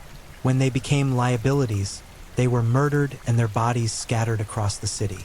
The gang members showed no remorse during interrogation. The women, to them, had been property. You don't mourn broken property. You throw it away. Then there were the opportunistic killers, domestic abusers who realized that in Ciudad Juarez, a dead girlfriend or wife would barely rate a police report. The official indifference that met the factory workers' deaths applied equally to women killed by partners, by family members, by acquaintances.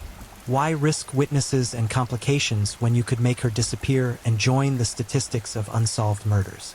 The police investigated these cases with a lethargy that bordered on criminal negligence, or in some cases crossed well over that border into active complicity. Multiple investigators have documented evidence of officials accepting bribes from cartel members to ensure investigations led nowhere. Evidence rooms where crucial forensic samples mysteriously vanished. Witnesses who changed their stories after visits from police officers suggesting they'd misremembered what they'd seen. One particularly damning example. In 2001, 8 bodies were discovered in a cotton field. The crime scene was contaminated almost immediately when police allowed curiosity seekers and journalists to trample through before forensic teams could document evidence. DNA samples were mishandled. Potential witnesses were never interviewed. The case went cold within weeks, not because it was difficult, but because no one with power cared enough to try. The few investigators who did care found themselves reassigned, threatened, or worse. Alejandro Menes, a police official who'd started making connections between cases and identifying patterns, was removed from the investigation without explanation. His replacement closed dozens of cases as resolved, despite 0 arrests and 0 prosecutions. The message was clear. Don't dig too deep. Don't ask too many questions. Don't threaten the ecosystem that allowed this horror to continue. Because that's what Juarez had become, an ecosystem. A habitat where predators thrived because all the natural checks on predatory behavior had been removed. The justice system was broken. The police were compromised. The economic conditions created a constant supply of vulnerable victims. The social conditions meant those victims came from communities without political power, without the ability to demand action, without anything but their grief and their rage. The poverty itself was a hunter, not metaphorically, literally. Young women who couldn't afford taxis were forced to walk through dangerous areas. Young women who couldn't afford phones couldn't call for help. Young women who couldn't afford to quit terrible jobs had to keep showing up at factories with inadequate security, had to keep walking those dark streets, had to keep rolling the dice night after night hoping they wouldn't become the next victim.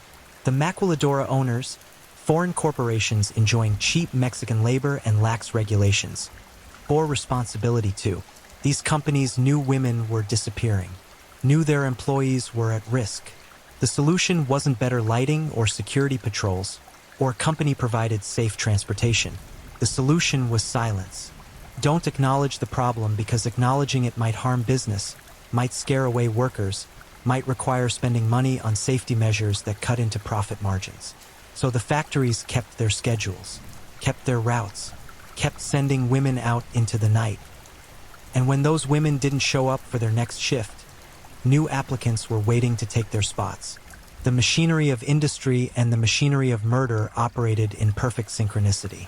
As the 2000s progressed, the violence escalated. The cartel wars intensified, turning Juarez into what some journalists called the most dangerous city on earth. By 2010, murder rates exceeded those of active war zones.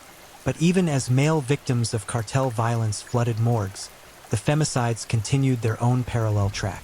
Women still vanished. Bodies still appeared with the same signatures of torture and sexual violence that had marked victims a decade earlier.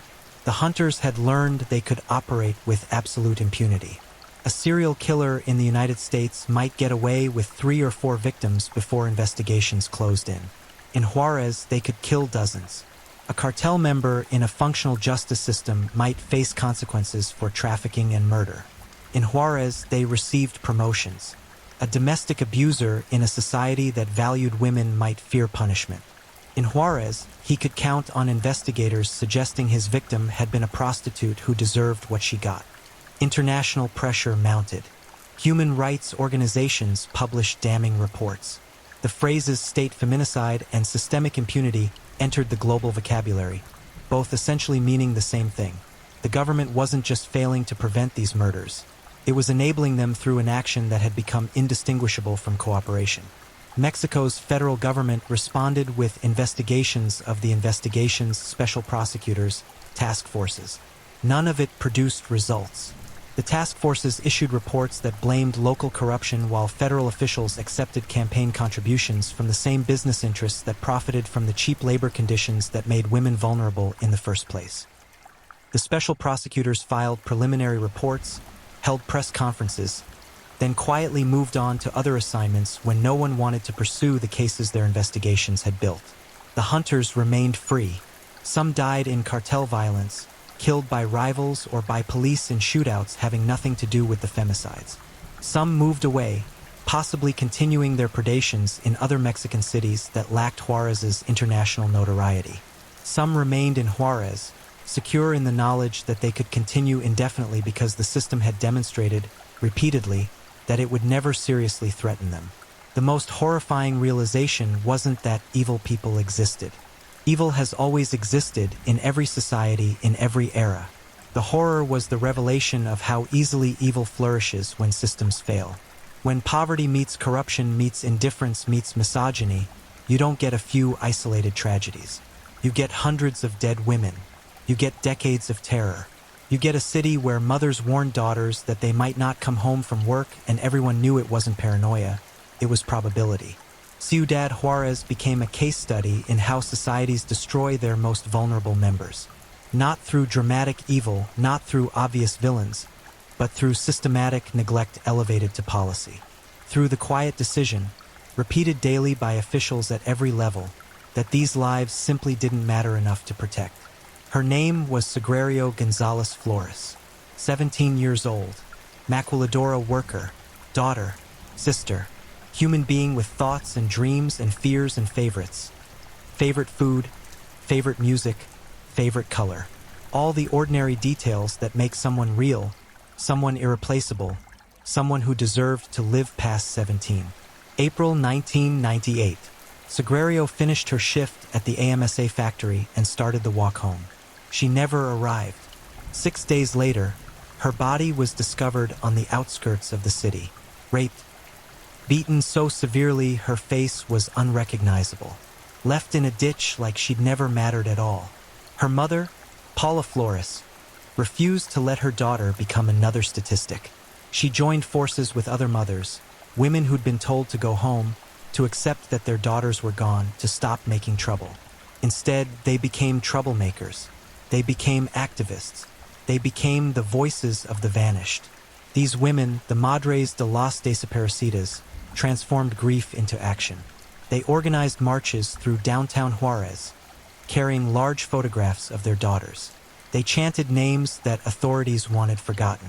They occupied government offices, demanding meetings with officials who'd spent years avoiding them. They held vigils at the sites where bodies had been found, turning those locations into memorials that refused to let the city look away from what it had become. Norma Andrade lost her daughter Lilia Alejandra Garcia Andrade in 2001. Lilia was 17, a student with plans to become a teacher. Her body was found in a vacant lot, showing evidence of torture.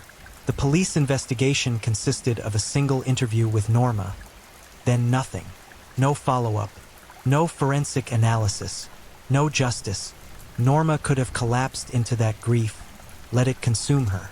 Instead, she founded Nuestros Hijos de Regreso a Casa, Our Daughters Coming Home, an organization dedicated to supporting families of victims and pressuring authorities to act. She spent years compiling her own database of cases, doing the work investigators refused to do. She tracked patterns, identified suspects, presented evidence to prosecutors who filed it away and forgot about it. The The cost of activism in Juarez was measured in threats and blood. Norma received anonymous calls warning her to shut up or join her daughter. Her house was vandalized. Her car was run off the road in what police called an accident, but she knew was attempted murder. She kept going. Other activists faced similar retaliation. Maricela Escobedo Ortiz's daughter Ruby was murdered in 2008. Maricela fought through the courts, actually managed to identify her daughter's killer, and secured a conviction. Then an appeals court overturned it, releasing the murderer back onto the streets. Maricela took her protest to the state capitol building in Chihuahua City. On December 16, 2010, while protesting outside the governor's palace, she was shot to death. On camera, with multiple witnesses, her killer was never caught. The message was clear: speak up for the dead and you'll join them. But the mothers kept speaking. They had to, because who else would remember that Sagrario liked to sing? That Lilia wanted to be a teacher? That Ruby had a young daughter who'd never see her mother again? Who else would insist these women were people, not numbers, not statistics, not acceptable losses in someone's economic calculation or political strategy? The victims themselves, frozen in photographs and memories, told stories. 17-year-old Brenda Berenice Castillo Garcia disappeared in 2005. She worked at a factory and attended night school. Her dreams were simple: finish school, get a better job, help her family. Her body was found 3 days after she vanished. The autopsy revealed she'd been alive for most of those 3 days, held somewhere, subjected to horrors that the medical examiner could document but hardly describe. Brenda's mother kept her room exactly as it had been. School books on the desk, posters on the wall, a stuffed animal on the pillow, a shrine to a life interrupted, to potential destroyed, to a future that would never happen. Visitors to that room would cry, confronted with the mundane details that made Brenda's death not an abstraction but a specific, personal catastrophe. Maria Sagrario Gonzalez, a different Maria, a different story, but the same ending, was 14 when she disappeared in 1998. 14. A child by any reasonable definition. She'd gotten a job at a factory using forged documents that claimed she was 16 because her family needed money and the factory needed workers, and nobody asked too many questions about birth certificates. Maria's body turned up in Lote Bravo. Hands bound. Evidence of sexual assault. Dead for days before discovery. Left to decompose in the desert heat. Her mother identified her by a distinctive necklace because the body itself was unrecognizable. That detail, identifying your child by jewelry because her face has been destroyed, haunts beyond words. The victims weren't all factory workers, though the Maquiladora employees bore a disproportionate share of the violence. Students vanished. Shopkeepers. Women walking to visit friends. Young mothers going to buy groceries. The common thread wasn't occupation. It was vulnerability combined with official indifference. Esmeralda Herrera Monreal disappeared in October 2009. She was 15 and pregnant. Days later, her remains were found buried in the backyard of the boyfriend's house. The boyfriend's mother admitted to helping kill and bury Esmeralda. The reason? They didn't want the baby. Rather than dealing with an unwanted pregnancy through legal channels, they chose murder. The case became high-profile enough that arrests actually happened and convictions were secured. Rare in Juarez. But the fact that this outcome was notable, that justice in even this obvious case was newsworthy, illustrated how broken the system had become. The activist organizations expanded their scope. They created missing persons databases that the government refused to maintain. They offered counseling to traumatized families. They pressured the media to keep covering the murders even as news organizations tired of the story and moved on to fresher horrors. They also worked to change the law. The concept of feminicidio, femicide, entered Mexican legal code partly through their efforts. This wasn't just murder. It was murder specifically because of gender, murder that happened in a context of systematic discrimination and violence against women. The legal distinction mattered because it acknowledged that these weren't random crimes but rather manifestations of deeper societal sickness. International allies joined the fight. Amnesty International published reports. Human rights lawyers brought cases before international courts. Artists created works inspired by the tragedy. Plays, paintings, songs, films. The pink crosses became a global symbol of protest against gender-based violence. In 2009, the Inter-American Court of Human Rights issued a landmark ruling in the case of Gonzalez et al., Cotton Field v. Mexico. The court examined the murders of 3 women whose bodies had been found in a cotton field in Juarez in 2001. The ruling condemned Mexico for failing to protect the victims, failing to investigate properly, and failing to provide justice to families. It ordered comprehensive reforms and reparations. Mexico accepted the ruling, promised reforms. Some changes did occur: training for police, specialized prosecutors for gender crimes, public information campaigns. But on the ground in Juarez, women kept dying at rates that made those reforms feel cosmetic rather than structural. The voices of the vanished spoke through their families, through activists, through the physical memorials that dotted the city. But they also spoke through absence. Empty chairs at dinner tables, graduation ceremonies where names were called and no one stood up to receive diplomas, weddings that would never happen, children who would never be born, grandmothers who would never hold granddaughters. Each murder wasn't just the death of one person. It was the death of dozens of potential relationships, hundreds of potential moments, thousands of potential impacts that person would have had on the world. The losses compounded, rippled outward in waves that touched everyone who'd known these women and everyone who would have known them if they'd lived. The families shared photos of birthdays and quinceañeras, of ordinary days that had seemed unremarkable when they happened but became precious in hindsight. Here's Lilia smiling with her dog. Here's Sagrario helping her little brother with homework. Here's Brenda at a family barbecue, wearing a ridiculous hat and laughing at something someone said off camera. Moments of joy preserved in snapshots, made unbearably poignant by knowledge of what came after. The psychological toll on surviving family members manifested in predictable ways. Depression, PTSD, substance abuse. Marriages collapsed under the weight of grief. Siblings of victims struggled with survivors' guilt and fear. Younger sisters watched their families destroyed and wondered if they'd be next. But alongside the trauma came resilience. Families formed support networks. They learned to navigate legal systems designed to frustrate them. They became experts in forensic anthropology so they could understand autopsy reports. They studied criminal investigation techniques so they could do the police's job when police wouldn't. They became activists not because they wanted to but because no one else would fight for their daughters. Maria Socorro Tabuenca, a scholar studying the Juarez femicides, noted that the activists had fundamentally changed the conversation. Before their efforts, the murders were treated as isolated incidents, if they were acknowledged at all. The activists reframed them as systematic violence, as a human rights crisis, as a failure of government at every level. They forced the world to pay attention. Still, attention didn't equal justice. Most cases remained unsolved. Most families never learned what happened to their daughters in those final hours. Most killers remained free, walking the same streets as the sisters and mothers and daughters of their victims.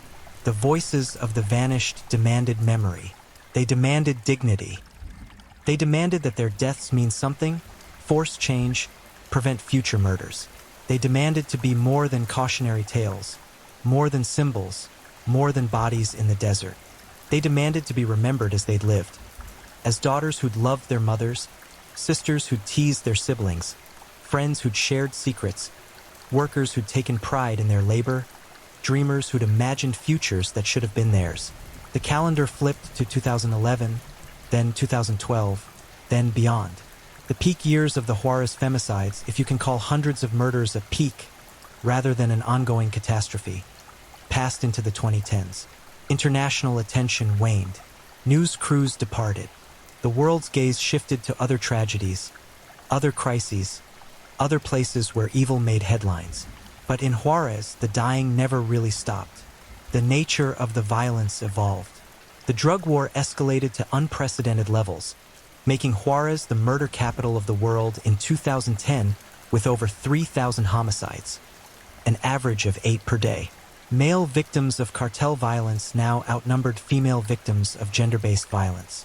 The femicides became statistically less visible, buried under avalanches of bodies produced by the war between the Sinaloa cartel and the Juarez cartel for control of smuggling routes.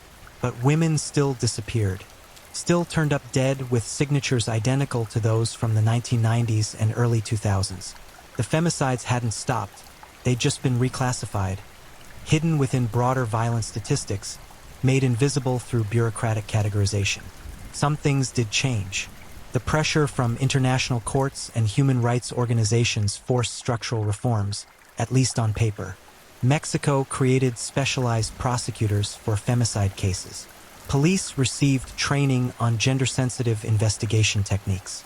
Laws were strengthened, making femicide a specific crime with enhanced penalties. In 2015, members of the Barrio Azteca gang were finally convicted for the murders of 11 young women who'd been trafficked and killed. The convictions represented hundreds of years in prison sentences, 697 years total. It was hailed as a victory, evidence that the system could work, that justice was possible. But that case took over a decade to prosecute. It happened only because international pressure forced action. And it covered 11 victims out of hundreds. The conviction rate for femicides in Juarez remained below 5%. 5%, meaning that if you murdered a woman in Ciudad Juarez, you had a better than 95% chance of never facing consequences. The economic conditions that created vulnerability hadn't changed. The maquiladoras still operated on brutal schedules with minimal worker protections. Wages remained poverty level. Young women still flooded into Juarez seeking employment, still walked dangerous streets, still rode unsafe buses, still lived in neighborhoods without adequate lighting or police presence. Urban infrastructure improved marginally. Some areas got streetlights. Some bus routes expanded. But the city's growth had outpaced planning for decades, creating sprawling marginal neighborhoods where services barely existed. These colonias, shanty towns clinging to hillsides and spreading across vacant lots, remained hunting grounds. The activist organizations persisted. New mothers joined the ranks of the Madres de las Desaparecidas as new daughters vanished. The older activists, women who'd been fighting for 20 years, trained younger women in the tactics of protest and pressure. The pink crosses multiplied, now numbering in the hundreds, a field of memorial markers that stretched across the desert and into the city itself. Some activists achieved small victories. They secured funding for forensic databases. They convinced authorities to conduct DNA testing on unidentified remains, leading to identifications that had languished for years. They established protocols for reporting missing persons that took women's disappearances seriously from day one rather than waiting the traditional 72 hours. But personal costs mounted. The activists themselves became targets. Death threats arrived regularly. Several women were forced into exile, leaving Mexico entirely because staying meant likely death. Others kept working despite the danger, motivated by grief transformed into determination that bordered on rage. The international attention, while faded from peak levels, never entirely disappeared. Journalists returned periodically to document ongoing violence. Academics studied Juarez as a case study in state failure and gender-based violence. Artists continued creating works inspired by the tragedy. A powerful mural appeared in downtown El Paso, just across the border, depicting some of the victims. Their faces stared out at passers-by, accusing, demanding, refusing to be forgotten. Similar memorials appeared in Mexico City, in European capitals, anywhere activists could secure space and permission to force confrontation with this uncomfortable history. The legal precedents established through Juarez cases rippled across Latin America. The Inter-American Court rulings influenced how courts in other countries handled femicide cases. The concept of state responsibility for gender-based violence, established through these cases, provided legal frameworks for activists throughout the region. In Mexico itself, the visibility of the Juarez cases contributed to broader conversations about machismo culture, about systemic violence against women, about the failure of justice systems to protect vulnerable populations. Feminist movements gained strength partly by pointing to Juarez as an example of what happens when societies fail to value women's lives. Yet the statistics remained grim. By 2023, over 2,500 women had been murdered in Ciudad Juarez since 1993. 2,500, each one a story, each one a family destroyed, each one a failure of every system designed to protect people from harm. The city itself showed scars. Vacant lots where bodies had been found remained empty, avoided by residents who knew the history. Buildings were abandoned when too many women disappeared from their vicinity, creating dead zones where commerce failed and decay set in. The psychological geography of Juarez was marked by places women avoided, routes they wouldn't walk, times they wouldn't be out, all based on collective memory of where and when and how hundreds of women had been taken. Younger generations grew up with the femicides as background radiation. Mothers warned daughters with specific, detailed advice. Don't walk alone, don't trust strangers, don't take drinks from people you don't know, always tell someone where you're going, carry pepper spray, travel in groups, be home before dark. The advice was practical and necessary and tragic because it treated endemic violence as a natural disaster to be navigated rather than a crime to be prevented. Some families left Juarez entirely, relocating to other Mexican cities or attempting immigration to the United States. They fled not just the violence but the memory of violence, the knowledge that their daughter's killer probably walked free, probably shopped in the same stores, probably passed them on the street. The families who stayed learned to live with absence and anger. Anniversary days, birthdays, death dates became focal points for renewed advocacy. They'd return to the pink crosses, add fresh flowers, speak their daughters' names aloud, remind the city and themselves that these women had existed, had mattered, had deserved better. The economic calculation that underlay the violence remained unchanged. American and international corporations continued operating maquiladoras under conditions that prioritized profit over worker safety. The cheap labor that attracted these factories depended on maintaining populations desperate enough to accept dangerous conditions. Improving those conditions, providing safe transportation, adequate lighting, security measures would cost money. And money, in the logic of quarterly earnings reports and shareholder value, mattered more than the lives of women who could be replaced with fresh workers from rural areas still flooding into the city. Some journalists and researchers who studied the Juarez femicides came away radicalized, their understanding of how systems operate fundamentally altered. They'd arrived thinking they'd document a crime story and left understanding they'd witnessed what happens when capitalism, patriarchy, corruption, and indifference combine. The femicides weren't aberrations, they were logical outcomes of systems functioning exactly as designed. The psychological impact extended beyond immediate families. Entire communities were traumatized. Therapists reported epidemic levels of anxiety disorders, particularly among young women who recognized that they fit the victim profile. Sleep disorders, hypervigilance, the constant baseline stress of living in a place where being young, female, and poor made you prey. Educational institutions struggled with how to address the crisis. Should they teach about the femicides in schools? How do you explain to a 12-year-old girl that the city she lives in has killed hundreds of women like her future self? How do you balance awareness with not traumatizing children? Teachers navigated these questions without guidance, making it up as they went along, trying to keep students safe while not destroying their sense of security entirely. The media evolved in its coverage. Early reporting had often perpetuated victim-blaming narratives. Describing murdered women as prostitutes or suggesting their behavior had contributed to their deaths. Activist pressure changed this. Journalists learned to focus on systemic failures rather than victim behavior. They stopped printing phrases like, "She was known to frequent bars," and started asking why police hadn't investigated, why evidence was lost, why cases went cold. But even sympathetic media coverage had limits. News organizations operated on cycles that demanded fresh angles, new developments. You can only publish another woman found dead in Juarez so many times before editors insist on something different.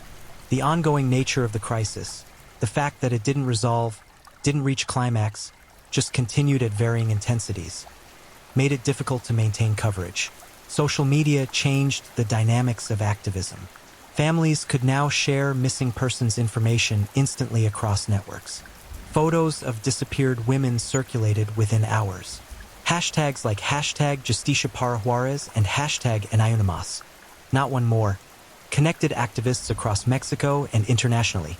The tools for organizing protests, coordinating searches, and pressuring authorities became democratized. But social media also spread misinformation. Conspiracy theories flourished, organ trafficking rings, snuff film producers, satanic cults, CIA experiments. Some theories contained grains of truth twisted into sensationalism. Others were complete fabrication. The noise made it harder to focus on documented facts, on the mundane but damning reality of official corruption and systemic indifference. The United States, despite being just across the border, maintained a comfortable distance from the crisis. El Paso and Juarez were connected cities, sharing economy and culture, but the response to violence differed dramatically. El Paso consistently ranked as one of the safest cities in America while Juarez burned. The border wasn't just a line on a map, it was the difference between life and death, between justice and impunity, between systems that mostly functioned and systems that had collapsed. Some American activists and organizations worked with their Juarez counterparts, providing funding, legal expertise, international pressure. But the dominant American narrative around the border focused on immigration and drug trafficking, treating Juarez as a source of threats rather than a place where American economic policy and consumption habits contributed to conditions that killed women. By the 2020s, a new generation of activists emerged. Young women who'd been children during the peak years of violence, who'd grown up with pink crosses as part of their landscape, who'd inherited both the trauma and the fight from their mothers and older sisters. They brought new energy and new tactics, combining traditional street protests with digital activism, legal challenges with artistic interventions. The COVID-19 pandemic created new vulnerabilities. Lockdowns trapped women in homes with abusive partners. Economic collapse pushed more families into desperate poverty. Reports of domestic violence surged. And while government resources focused on pandemic response, the machinery of justice, already barely functional, ground to an even slower pace. Women disappeared and investigations stalled because investigators were in quarantine, because courts were closed, because nobody was paying attention to anything except infection rates and death counts. When pandemic restrictions lifted, activists returned to the streets to find the situation had worsened. More missing women, more cold cases, more families joining the ranks of those seeking justice that would probably never come. The question that haunted researchers and activists alike was simple and unanswerable. How many more? How many more women would die before something fundamental changed? Before the systems that enabled this violence were dismantled or reformed? Before poverty and corruption and machismo and official indifference were addressed at their roots rather than their symptoms? Some days, the answer felt like forever. Like this would continue indefinitely because the forces that created the femicides were stronger than the forces fighting to stop them. Capital would always prioritize profit over safety. Cartels would always treat women as expendable resources. Misogyny would always devalue women's lives. Corruption would always protect the powerful and abandon the vulnerable. Other days, activists found hope in small victories. A case solved. A family receiving closure. A law changed. A young woman making it home safely. A community organizing to provide safe spaces and support networks. The pink crosses standing as testament that these women wouldn't be forgotten, that their deaths meant something, that the fight continued. The desert still held secrets. Despite searches and excavations, despite forensic teams and volunteer searchers, bodies remained undiscovered. Families knew their daughters were out there somewhere, under the sand or buried in shallow graves or scattered by wind and time and vultures. The landscape of Chihuahua would keep those secrets possibly forever. Returning fragments when rain eroded hillsides or construction disturbed ground that had been undisturbed for decades. Ciudad Juarez today exists in a strange temporal space. The violence of the peak years has decreased. Fewer murders overall, though women still die at rates that would be considered epidemic anywhere else. The city attempts to rebrand, to attract investment, to be known for something other than death. New developments go up. Tourism campaigns launch. Officials speak optimistically about the future. But the pink crosses remain. The memorials persist. The families haven't forgotten. They can't forget. Their daughters are still dead. Justice still hasn't arrived. The systems still fail. And new victims still join the statistics with grim regularity. The story of Juarez isn't over. Can't be over as long as women are still at risk, still vulnerable, still dying. As long as the fundamental conditions that created the femicides remain unchanged. As long as poverty forces women into dangerous situations and corruption ensures their deaths go unpunished. The mothers who began this fight in the 1990s are older now. Some have died, taking their grief to graves near their daughters. Others persist, carrying photographs yellowed with age, demanding answers they'll probably never receive, fighting battles they'll probably never win. They fight anyway because what else can they do? Their daughters deserve at least that. Deserve someone who won't forget, won't forgive, won't let the world look away from what happened here. The legacy of the Juarez femicides extends far beyond one border city. It forced conversations about gender-based violence throughout Latin America and globally. It established legal precedents. It inspired activists. It demonstrated what happens when societies fail to protect vulnerable populations and what becomes possible when ordinary people decide to fight extraordinary evil. But legacy is cold comfort to mothers who still cry for daughters who never came home, to sisters who still expect to see familiar faces in crowds, to families still searching the desert, still hoping for closure, still demanding justice. The pink crosses multiply even now, not as rapidly as during the darkest years, but they multiply, each one a name, each name a life, each life a testament to what was lost and what continues to be lost and what will continue being lost until something fundamental changes. And so the desert keeps its dead. The border city keeps its secrets. The families keep their vigils. The activists keep fighting. The systems keep failing. The world keeps turning, mostly forgetting about Ciudad Juarez, except when journalists return to mark anniversaries or academics publish new studies or artists create new memorials. But forgetting is a luxury the families don't have. They remember. They insist we remember. They demand we understand that their daughters were more than victims, more than statistics, more than symbols. They were people who laughed and dreamed and loved and deserved to grow old and have families and live full lives that were stolen from them by evil that wore many faces and operated with impunity. This is the nightmare of Ciudad Juarez. Not a nightmare you wake up from, but one that continues in daylight, that persists across decades, that defines a city and scars a nation and stands as damning evidence of what happens when systems meant to protect people become systems that destroy them. The pink crosses stand in the desert like flowers blooming from poisoned soil, memorials to the vanished, accusations against the complicit, reminders that evil triumphs not just through the actions of bad people but through the inaction of everyone else, through systems that fail, through officials who look away, through societies that decide some lives matter less than others. Tonight, we've walked through this graveyard together. We've heard the names. We've seen the faces. We've confronted the horror of what happened and what continues to happen in Ciudad Juarez. We've witnessed what becomes possible when corruption, poverty, misogyny, and indifference combine to create the perfect environment for murder to flourish. The question now is what we do with that knowledge. Do we file it away as someone else's tragedy in a faraway place?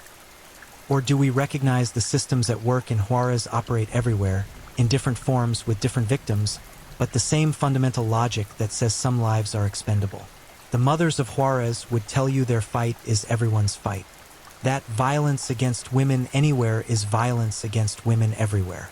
That justice delayed is justice denied. That remembering the dead and fighting for the living is the only moral response to atrocity. The desert wind still blows across Ciudad Juarez. It carries sand and secrets. It whispers names of women whose voices were silenced. It moves around the pink crosses, those markers of loss and defiance and refusal to forget. And somewhere in that wind, if you listen carefully, you can hear them. The vanished, still demanding justice, still insisting they mattered, still waiting for the world to finally, truly, meaningfully care enough to make sure no more pink crosses are planted in the desert soil. Their stories don't end with their deaths. They end when justice arrives, when systems change, when the conditions that killed them are dismantled, when the last pink cross is planted and no more are needed. That day hasn't come yet, but the families keep fighting, the activists keep marching, the crosses keep standing, and the desert keeps its dead, waiting for the day when justice finally, impossibly, arrives. If you're enjoying these stories, don't forget to leave a comment. I'd love to hear where you're tuning in from and what time it is in your part of the world. And if you haven't already, be sure to like this video and subscribe so you don't miss the next true crime story to help you drift off to sleep. Now, let's move on to our third story. Story 3: The Long Island Serial Killer. Tonight, we're stepping into the shadows where evil learned to hide in plain sight. For over 2 decades, while families slept soundly just miles away, someone was turning a stretch of pristine beach into a graveyard. They walked among us, shaking hands, paying taxes, living what looked like an ordinary life. But when the sun went down and the ocean waves swallowed the screams, a predator emerged from the mundane world we trust.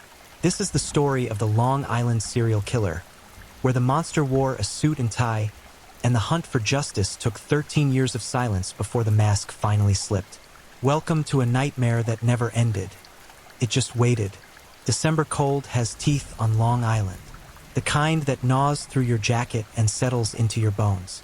On a gray morning in 2010, the salt air carried more than the smell of seaweed and dying fish. It carried the weight of something that had been buried, forgotten, left to rot while the world kept spinning.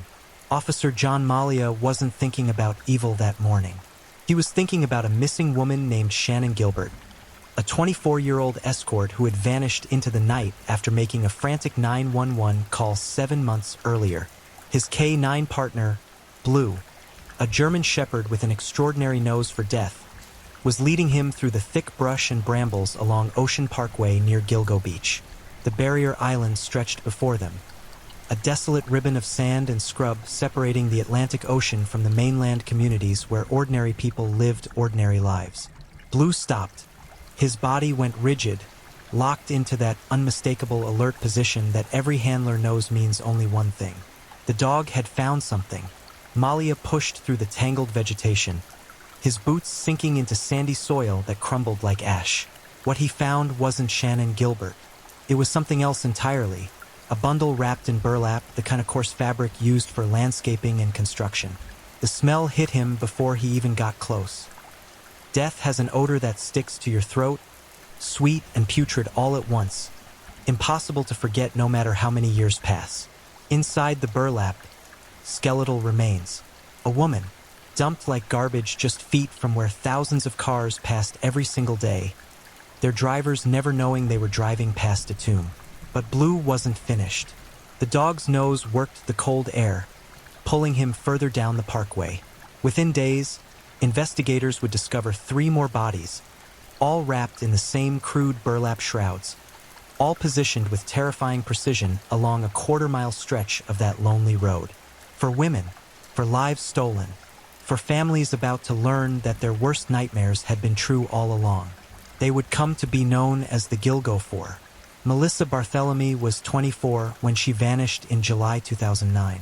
A Buffalo native, she'd moved to New York City chasing dreams bigger than the small town that raised her. Like so many before her, she found that the city wasn't paved with gold. It was paved with compromises. She worked as an escort, advertising online, meeting strangers in hotel rooms, doing what she needed to do to survive in a city that chews people up and spits out the bones. On July 10th, she told her younger sister she was meeting a client. Then Melissa disappeared into the vast anonymity of New York, swallowed whole. Her family reported her missing, but in a city of 8 million souls, one missing escort didn't trigger alarm bells. The police filed reports. Life moved on. Except Melissa's life had already ended. What her family didn't know then, what would haunt them for years, was that after Melissa died, someone called her younger sister from Melissa's phone. Not once, but 7 times over several weeks. A man's voice, thick with contempt, told the teenage girl that her sister was dead, that he'd killed her, that he'd watched her die. The calls came from Times Square, from Madison Square Garden, from crowded public places where a predator could blend into the masses and vanish like smoke. The taunting calls stopped. Melissa's family was left with nothing but silence and the growing horror of knowing something terrible had happened to someone they loved. Megan Waterman was 22, a mother to a 4-year-old daughter she adored beyond measure. She'd left Maine searching for a better life, hoping to make enough money to give her child everything she'd never had. The cruel mathematics of poverty had pushed her into sex work, a dangerous trade where women operate in the shadows, outside the protection of law, vulnerable to every kind of predator. She disappeared in June 2010, last seen checking into a motel in Hauppauge, Long Island, after arranging a meeting through Craigslist. Her daughter waited for a mother who would never come home. Her family clung to hope even as months passed without a word, without a sign, without anything but the growing certainty that something unspeakable had occurred. Amber Lynn Costello was 27, a woman who'd faced addiction and hardship but kept fighting, kept surviving, kept trying to build something resembling a life. She lived in Babylon, New York, and worked as an escort. On September 2nd, 2010, she left her home to meet a client.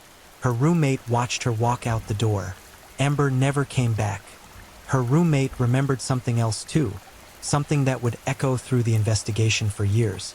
A man had called for Amber multiple times in the days before she vanished. The calls came from locations that constantly changed, as if the caller was always moving, always careful never to stay in one place too long. Burner phones. Disposable. Untraceable. Maureen Brainerd Barnes was 25 when she disappeared in July 2007. A mother from Connecticut, she traveled to New York City for a work appointment arranged through Craigslist. Her family reported her missing immediately. Years passed. The trail went cold. Her body ended up wrapped in burlap on a desolate stretch of beach. Another forgotten woman in a case that law enforcement hadn't yet connected. The Gilgo Four shared more than their deaths. They were all petite, under 5'5", all in their 20s, all escorts who advertised online, all last seen in Long Island, and all wrapped with chilling care in burlap, their remains positioned with a methodical precision that spoke of ritual, of control, of someone who'd done this before and knew exactly how to make bodies disappear. The discovery of the Gilgo Four triggered an expanded search. If four bodies were hidden along this stretch of beach, what else was out there? The answer was worse than anyone imagined. By April 2011, investigators had discovered 10 sets of human remains along Ocean Parkway and the surrounding areas. Not all of them were connected to the same killer. Long Island, it turned out, had become a dumping ground for more than one monster. But the sheer volume of death concentrated in such a small area sent shockwaves through the community. Among the remains, a toddler, a 2-year-old child found in 2011, later identified as Tatiana Marie Dykes. Her mother, Tanya Denise Jackson, known for years only as Jane Doe No. 3 or Peaches because of a distinctive peach tattoo on her body, was found dismembered in different locations. Someone had killed a mother and her baby and scattered their remains across Long Island like pieces of trash. Another victim, Jessica Taylor, was discovered in multiple locations, her torso in Manaville in 2003, additional remains near Gilgo Beach in 2011. She'd been dismembered with surgical precision, her body cut apart and distributed across miles of Long Island geography. She was only 20 when she died. Valerie Mack, known for years as Jane Doe No. 6, met the same fate. Her remains were scattered between Manorville and Gilgo Beach, her identity unknown until DNA technology finally gave her back her name in 2020, 17 years after her death. The investigation became a media sensation. News trucks lined Ocean Parkway. Reporters dubbed the unknown killer the Long Island serial killer, or LISK, or the Gilgo Beach killer. Theories exploded across the internet. Amateur detectives dissected every detail. Suspects were named, investigated, cleared. The case consumed the public imagination. But years passed. The killer remained nameless, faceless, free. The investigation dragged on, hampered by jurisdictional conflicts, leadership changes, and the inherent difficulties of solving murders where the victims existed on society's margins. Sex workers, women who operated outside traditional protection, whose disappearances often went unreported or uninvestigated, who were easy to dismiss, easy to forget. The families of the victims refused to forget. They demanded answers, held vigils, kept their loved ones' names alive even as the media moved on to newer tragedies, fresher horrors. Melissa, Megan, Amber, Maureen, these weren't just names on police reports. They were daughters, sisters, mothers, human beings whose lives mattered, whose deaths deserved justice. Someone out there knew what had happened. Someone out there was carrying the weight of these murders, hiding behind normalcy, maybe even sleeping peacefully while the families of the dead lay awake, wondering if they'd ever know the truth. Shannon Gilbert, the missing woman whose disappearance had started the search in the first place, was found in December 2011, not far from where the Gilgo 4 had been discovered. Her death was ruled accidental, likely drowning in the marsh after fleeing in a panic. But her family never accepted that explanation. They believed she'd encountered something terrifying that night, something that sent her running into the darkness in blind terror. Whoever killed the Gilgo 4 was still out there, still free, still dangerous. The case went cold. Not dead cold. A difference that matters. Dead cases are closed, forgotten, archived. Cold cases just wait. They wait for new technology, new witnesses, new detectives with fresh eyes. They wait for the killer to make one mistake, one tiny error in a lifetime of careful planning. They wait for justice, no matter how long it takes. The beach kept its secrets for 13 more years. The ocean waves rolled in and out, day after day, washing away footprints, eroding the sand, indifferent to the horror buried just beyond the dunes. Families aged, their grief becoming a permanent fixture of their lives. Investigators retired, passing the case files to new detectives who inherited the weight of unsolved murders. And somewhere in Long Island, the killer lived their life, certain they'd gotten away with it, confident that the secrets would stay buried forever. They were wrong. Rex Hoyerman looked like everyone and no one at the same time, standing 6'4" with a bulky frame and a messy tangle of hair. He was the kind of man you'd forget 5 minutes after passing on the street. Not handsome, not ugly, just average in that specific way that makes someone invisible. And invisible was exactly what he'd been for decades. He lived in Massapequa Park, a quiet suburban community on Long Island where American flags hang from porches and neighbors wave to each other over white picket fences. His house, a dilapidated box of peeling paint and sagging gutters, stood out among the well-maintained homes surrounding it. The lawn grew wild. Debris cluttered the driveway. It was the house everyone in the neighborhood talked about, the eyesore that brought down property values. Rex was an architect. He ran his own firm in Manhattan, RH Consultants and Associates, specializing in buildings that touched the New York skyline. Commercial properties, office buildings, structures where thousands of people worked and lived, never knowing that the man who'd helped design their spaces might have been harboring the darkest of secrets. His business cards listed his credentials, his projects, his expertise in making buildings comply with the complex web of New York City building codes. He was married to Asa Ellerup, a woman who seemed devoted despite the chaos of their home life. They had 2 children together, a daughter and a son, both teenagers by 2023. Rex was a father who attended school functions, a husband who showed up to family dinners, a neighbor who existed on the periphery of community life, present but never quite connected. He was also, according to prosecutors, a serial killer who'd been hunting women for 30 years. January 2022 marked a turning point. The Suffolk County District Attorney convened a new task force, bringing together state police, FBI agents, and local investigators. Cold case technology had advanced significantly since 2010. DNA analysis had become more sophisticated. Cell phone tracking had evolved into an art form. Digital forensics could now extract information from devices that would have been impossible to crack a decade earlier. The task force began reviewing everything from scratch. Thousands of pages of documents, hundreds of hours of surveillance footage, phone records, credit card statements, every tiny fragment of evidence that might connect the dots between the victims and their killer. They focused on cell phone data. The killer had been smart, using burner phones to contact victims, disposable devices purchased with cash that couldn't be traced to a name or address. But burner phones still connect to cell towers. They still leave digital footprints, and if you know how to read those footprints, they tell stories. Investigators traced calls made to Melissa Barthelomy's phone after her death, those taunting calls to her sister. The calls had been made from multiple locations around New York City, always crowded places where a single person could disappear into the masses. Times Square, Madison Square Garden, Penn Station. But here's what the killer hadn't known. When a phone connects to a tower, it doesn't just record where the call was made from. It records where the phone has been. Patterns emerge. Routes. Movements. The task force tracked those patterns backward. Where had that phone been before the calls? Where had it traveled? One phone, multiple locations, but one user. They found him. Or rather, they found a pattern that led them to an address in Massapequa Park. A house that looked abandoned even though someone clearly lived there. A house owned by a man named Rex Hoyerman. The surveillance began. Quiet, careful, patient. Investigators watched the house.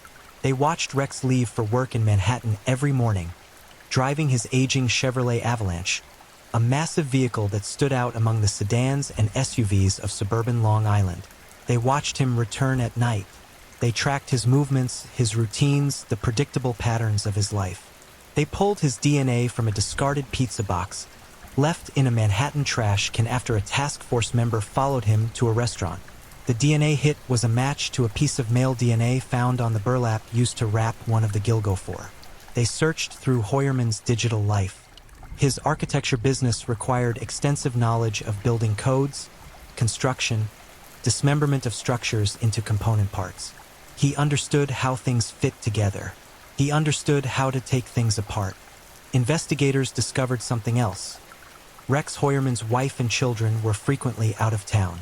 They traveled to visit family in other states, sometimes for days at a time, leaving Rex alone in that house with its dark rooms and darker secrets. Every single one of the Gilgo 4 had disappeared when Hoyerman's family was confirmed to be out of town. Maureen Brainerd Barnes, July 2007, family away. Melissa Bartholomew, July 2009, family away. Megan Waterman, June 2010, family away. Amber Lynn Costello, September 2010, family away. The pattern wasn't coincidence. It was opportunity. Cell phone records placed Hoyerman's phones, multiple devices he used for work and personal life, in the vicinity of the victims when they disappeared. Burner phones, yes, but his regular phones were there too, creating a digital shadow that he'd never considered. He'd been so careful with the disposable phones, never realizing his personal devices were betraying him the entire time.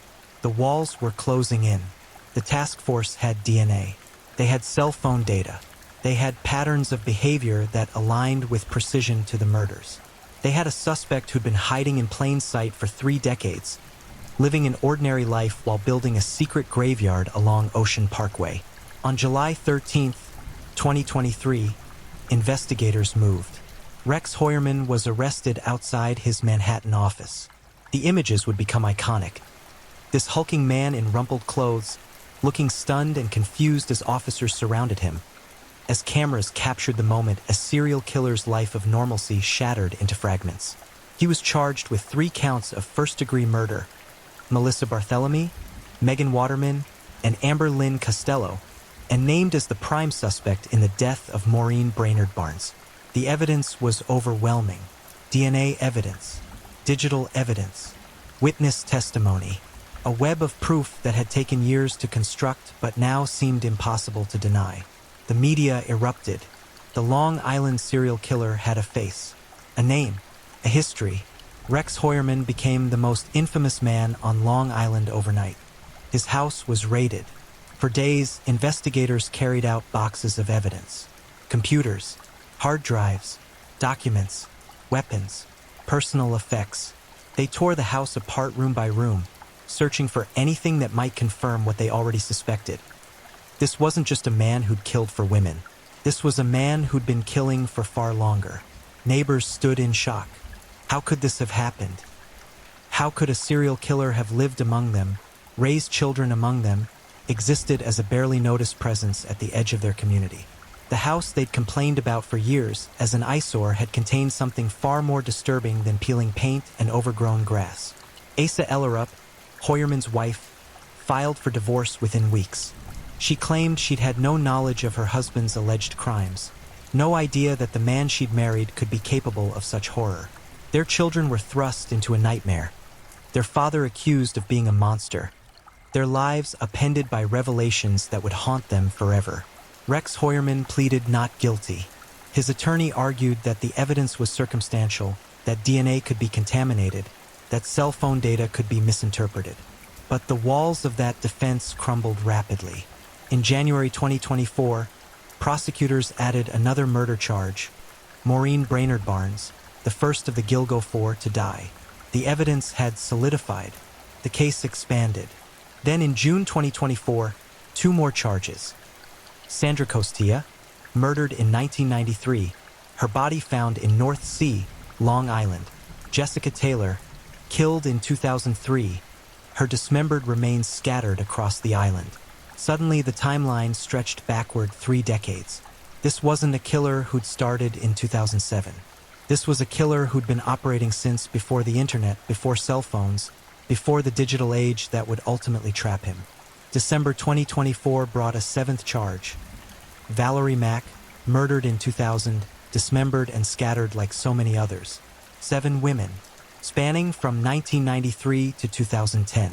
Nearly 20 years of murder, carefully hidden, methodically executed. Prosecutors revealed something else that sent chills through anyone following the case. Planning documents.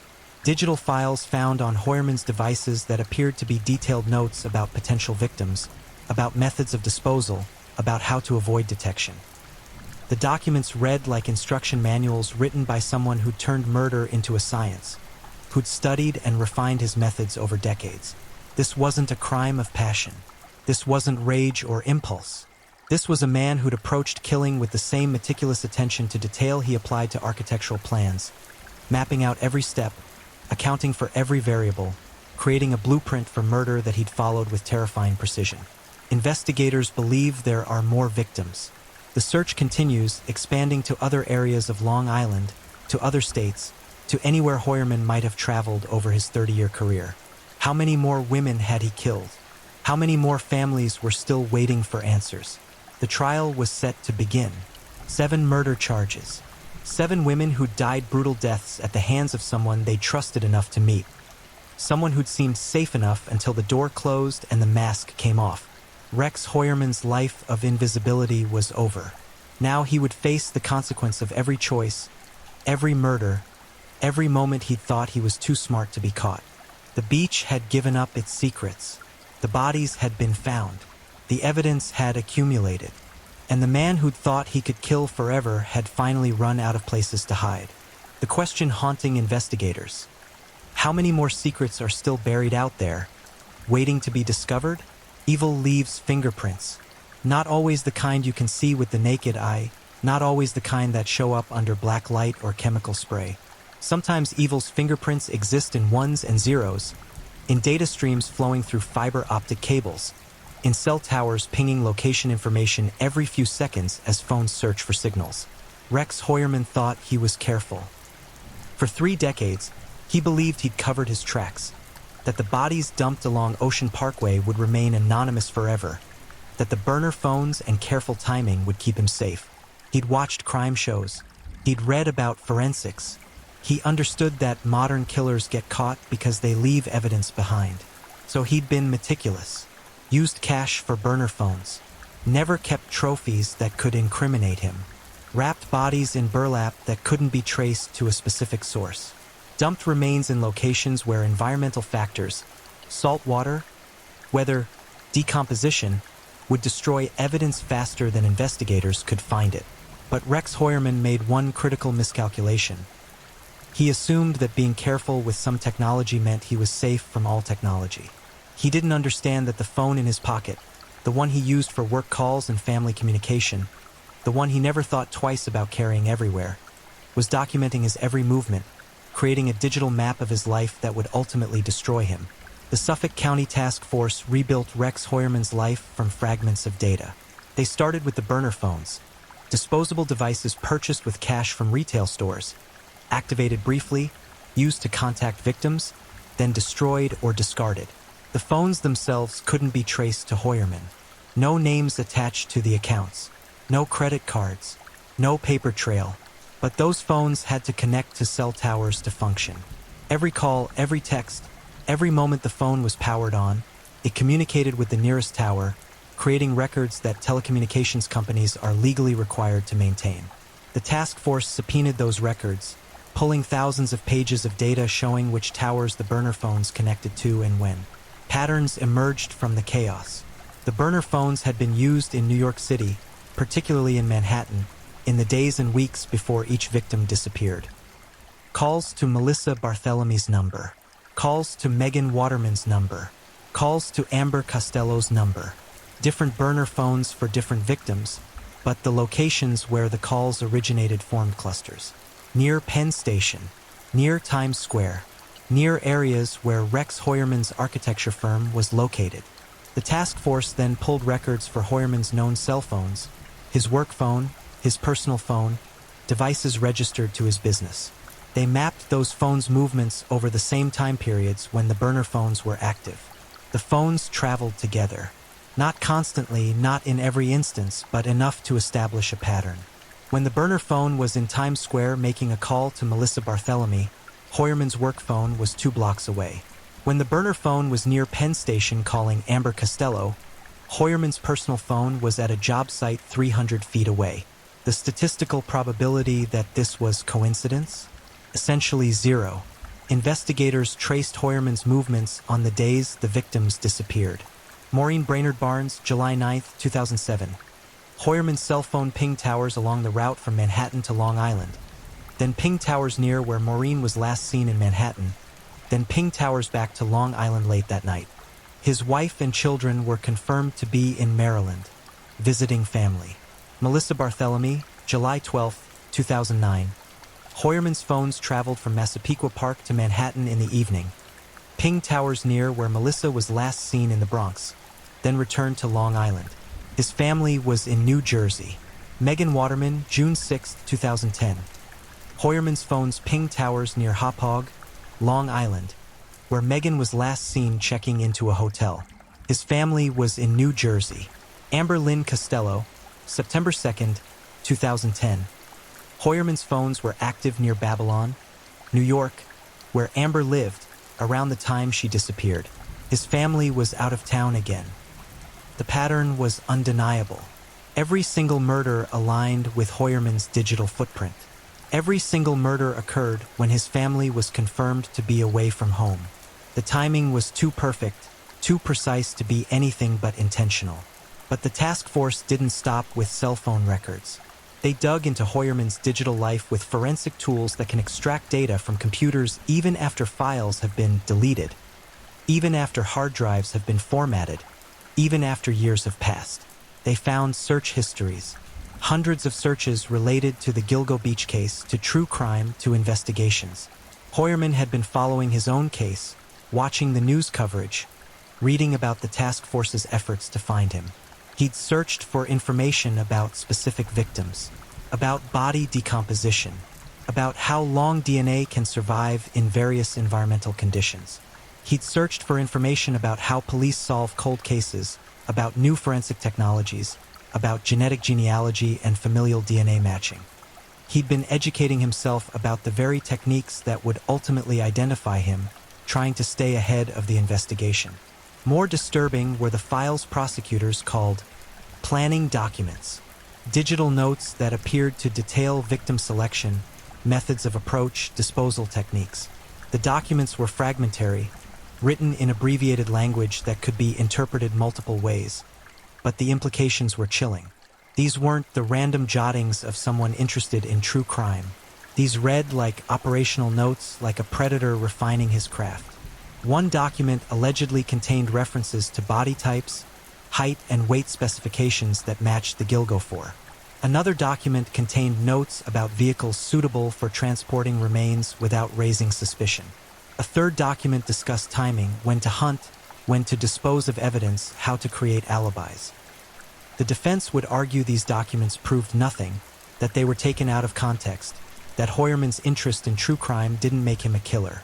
But combined with the DNA evidence and cell phone data, the documents formed another link in a chain that seemed to tighten with every piece of evidence discovered. DNA became the unbreakable connection. Investigators had recovered male DNA from the burlap used to wrap 3 of the Gilgo 4. The DNA was partial, degraded by time and environmental exposure, but it was enough to create a profile.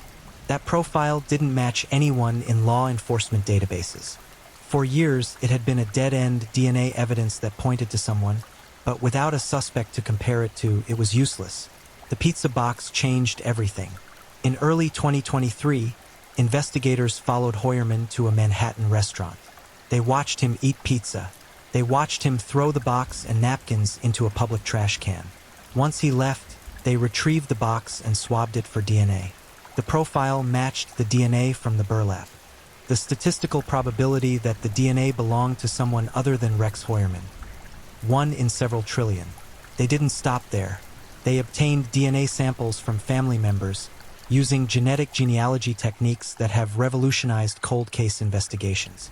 Hoyerman's relatives had submitted DNA to ancestry websites years earlier, never imagining that their curiosity about family history would help identify a serial killer.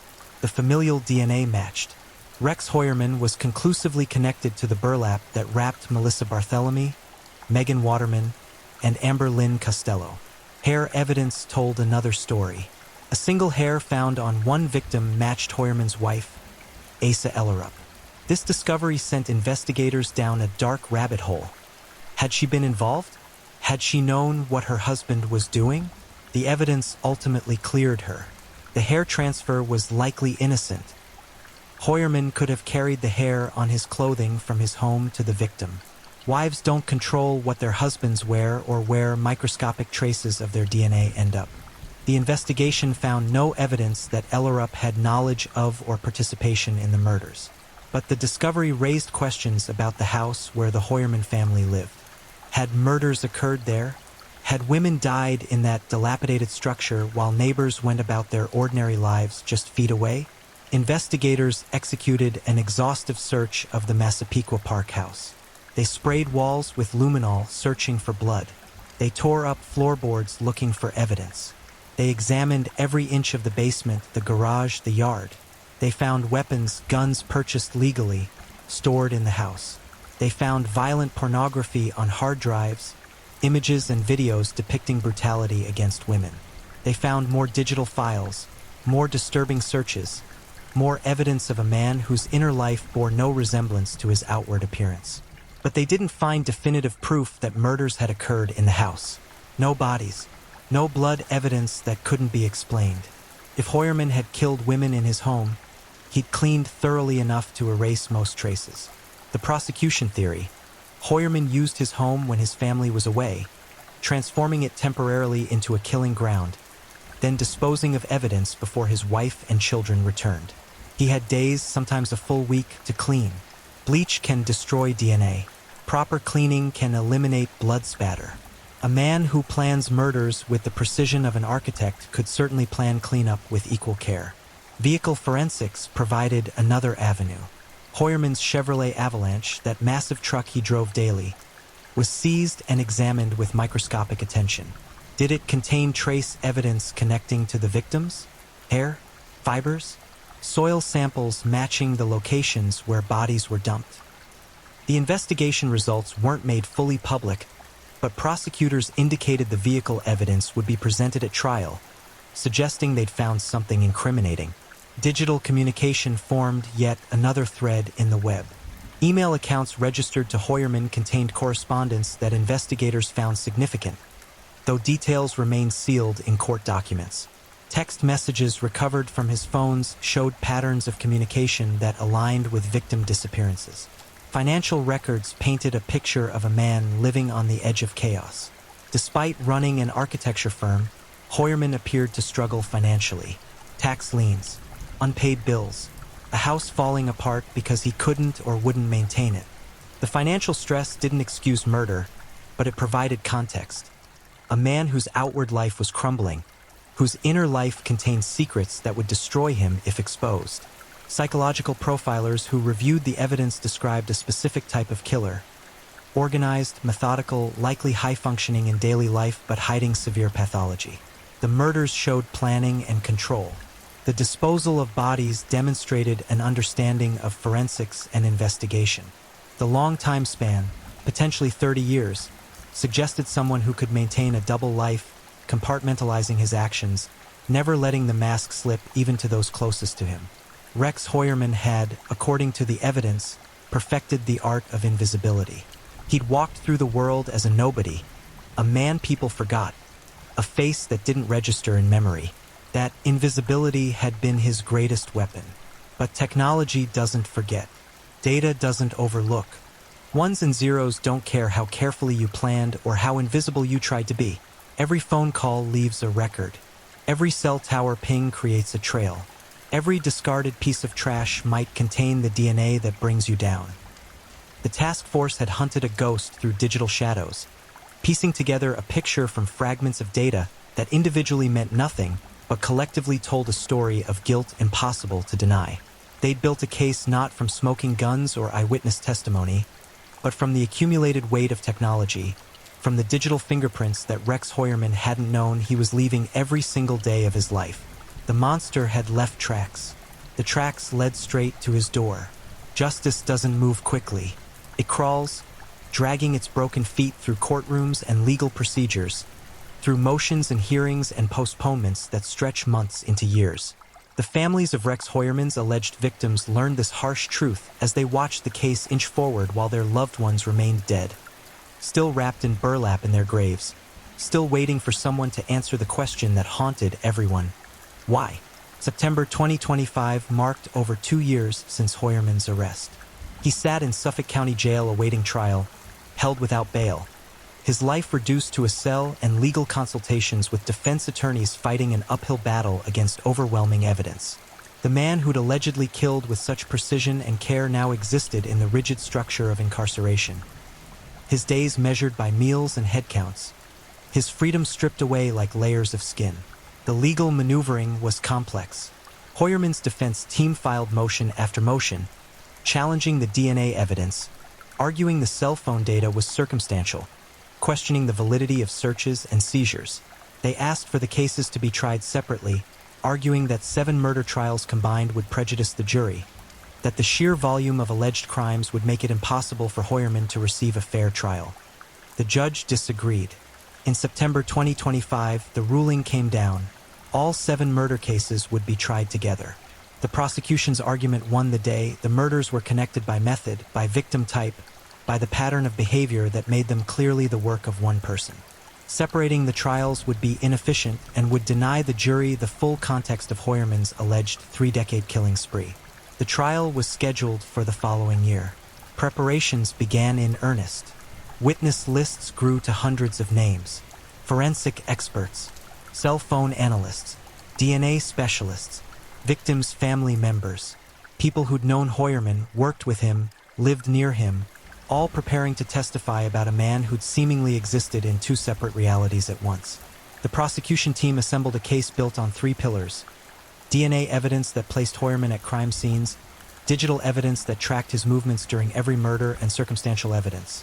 The burlap, the victim profiles, the timing that aligned perfectly with his family's absences, that formed a web from which there seemed no escape. But trials are unpredictable. Juries are human. Reasonable doubt is a powerful shield, and the defense intended to use every tool at their disposal to create cracks in the prosecution's narrative. They would argue contamination of DNA samples. They would challenge the interpretation of cell phone data. They would paint Rex Hoyerman not as a monster, but as a socially awkward man whose interest in true crime had been twisted by prosecutors into evidence of guilt. The community remained fractured, caught between horror at what had allegedly happened and disbelief that it could have happened right under their noses. Massapequa Park, that quiet suburban enclave, had become synonymous with serial murder. Property values near Hoyerman's house plummeted. Neighbors who'd lived on that street for decades considered moving, unable to shake the feeling that something evil had contaminated their neighborhood. Hoyerman's family faced their own nightmare. His wife, Asa Ellerup, filed for divorce and fought to reclaim some semblance of normalcy for their children. The daughter and son, teenagers when their father was arrested, had to navigate a world where their last name was associated with some of the most brutal murders in Long Island history. Friends abandoned them. Schools became battlegrounds of whispers and stares. Their childhood home, that dilapidated house that was now a crime scene, could never be sold. Who would buy a serial killer's house? And stood as a rotting monument to everything they'd lost. The victims' families prepared for trial with a mixture of hope and dread. Hope that they'd finally get answers, that the man allegedly responsible would face justice. Dread that the trial would force them to relive every horrific detail, to hear evidence about how their loved ones died, to confront the reality that someone had looked at their daughters, sisters, and mothers and seen only prey. Melissa Barthelomy's mother prepared a victim impact statement. She thought about the daughter she'd lost, the phone calls from the killer taunting her teenage daughter, the years of not knowing what had happened, the moment police told her they'd found Melissa's remains wrapped in burlap on a beach. She thought about what she would say to the man accused of destroying her family, words that could never capture the magnitude of loss but might offer some small measure of catharsis. Megan Waterman's daughter was 18 now, grown up without the mother who'd loved her more than anything. She'd been only 4 when her mother disappeared, old enough to remember but too young to understand. Now she understood everything, and the understanding was a weight she'd carry forever. She planned to attend the trial, to look Rex Hoyerman in the eyes and make him see the face of the child he'd orphaned. Amber Lynn Costello's roommate, who'd watched her leave to meet a client that September night in 2010, still blamed herself for not stopping her, for not insisting Amber stay home, for not doing something, anything, that might have changed the outcome. Therapy helped, but guilt doesn't respond to logic. She would testify at trial, describing those phone calls from the man who'd contacted Amber multiple times before she disappeared, calls that now seemed like a predator circling before striking. Maureen Brainerd Barnes's family in Connecticut had waited 16 years for answers. 16 years of birthday and holidays with an empty chair, of wondering if she might still be alive somewhere, of hoping against hope even as they knew deep down that hope was futile. When police confirmed her identity among the Gilgo Four, the not knowing ended but the agony intensified. Now they would sit in a courtroom and learn exactly what had happened to Maureen in her final hours. The 3 additional victims, Sandra Costilla from 1993, Jessica Taylor from 2003, Valerie Mack from 2000, represented an even longer stretch of pain. Sandra's family had waited 30 years. 3 decades of their lives had passed with questions unanswered, with her killer free, with justice deferred so long it seemed like it might never come. The prosecution prepared to present evidence of escalation. Rex Hoyerman allegedly didn't start as the methodical killer who dumped the Gilgo Four. He started 3 decades earlier, possibly crude and impulsive, learning from mistakes, refining his methods over years and victims. Sandra Costilla had been strangled and left in a woodland area, discovered within weeks of her death. Jessica Taylor and Valerie Mack had been dismembered, their bodies scattered across multiple locations in a pattern that suggested someone learning how to make victims disappear. By the time Maureen Brainerd Barnes died in 2007, Hoyerman had allegedly perfected his technique. The victims were chosen carefully, escorts who advertised online, women whose disappearances might not trigger immediate alarm. The disposal method was refined, burlap wrapping that contained decomposition, locations along Ocean Parkway where bodies might remain hidden for years. The timing was strategic, only killing when his family was out of town, creating windows of opportunity when he had complete freedom to act. This was the prosecution's theory. Rex Hoyerman was a serial killer who'd spent 30 years honing his craft, who'd approached murder with the same attention to detail he applied to architecture, who'd created a system that nearly worked. Nearly, but not quite. The defense had a different story to tell.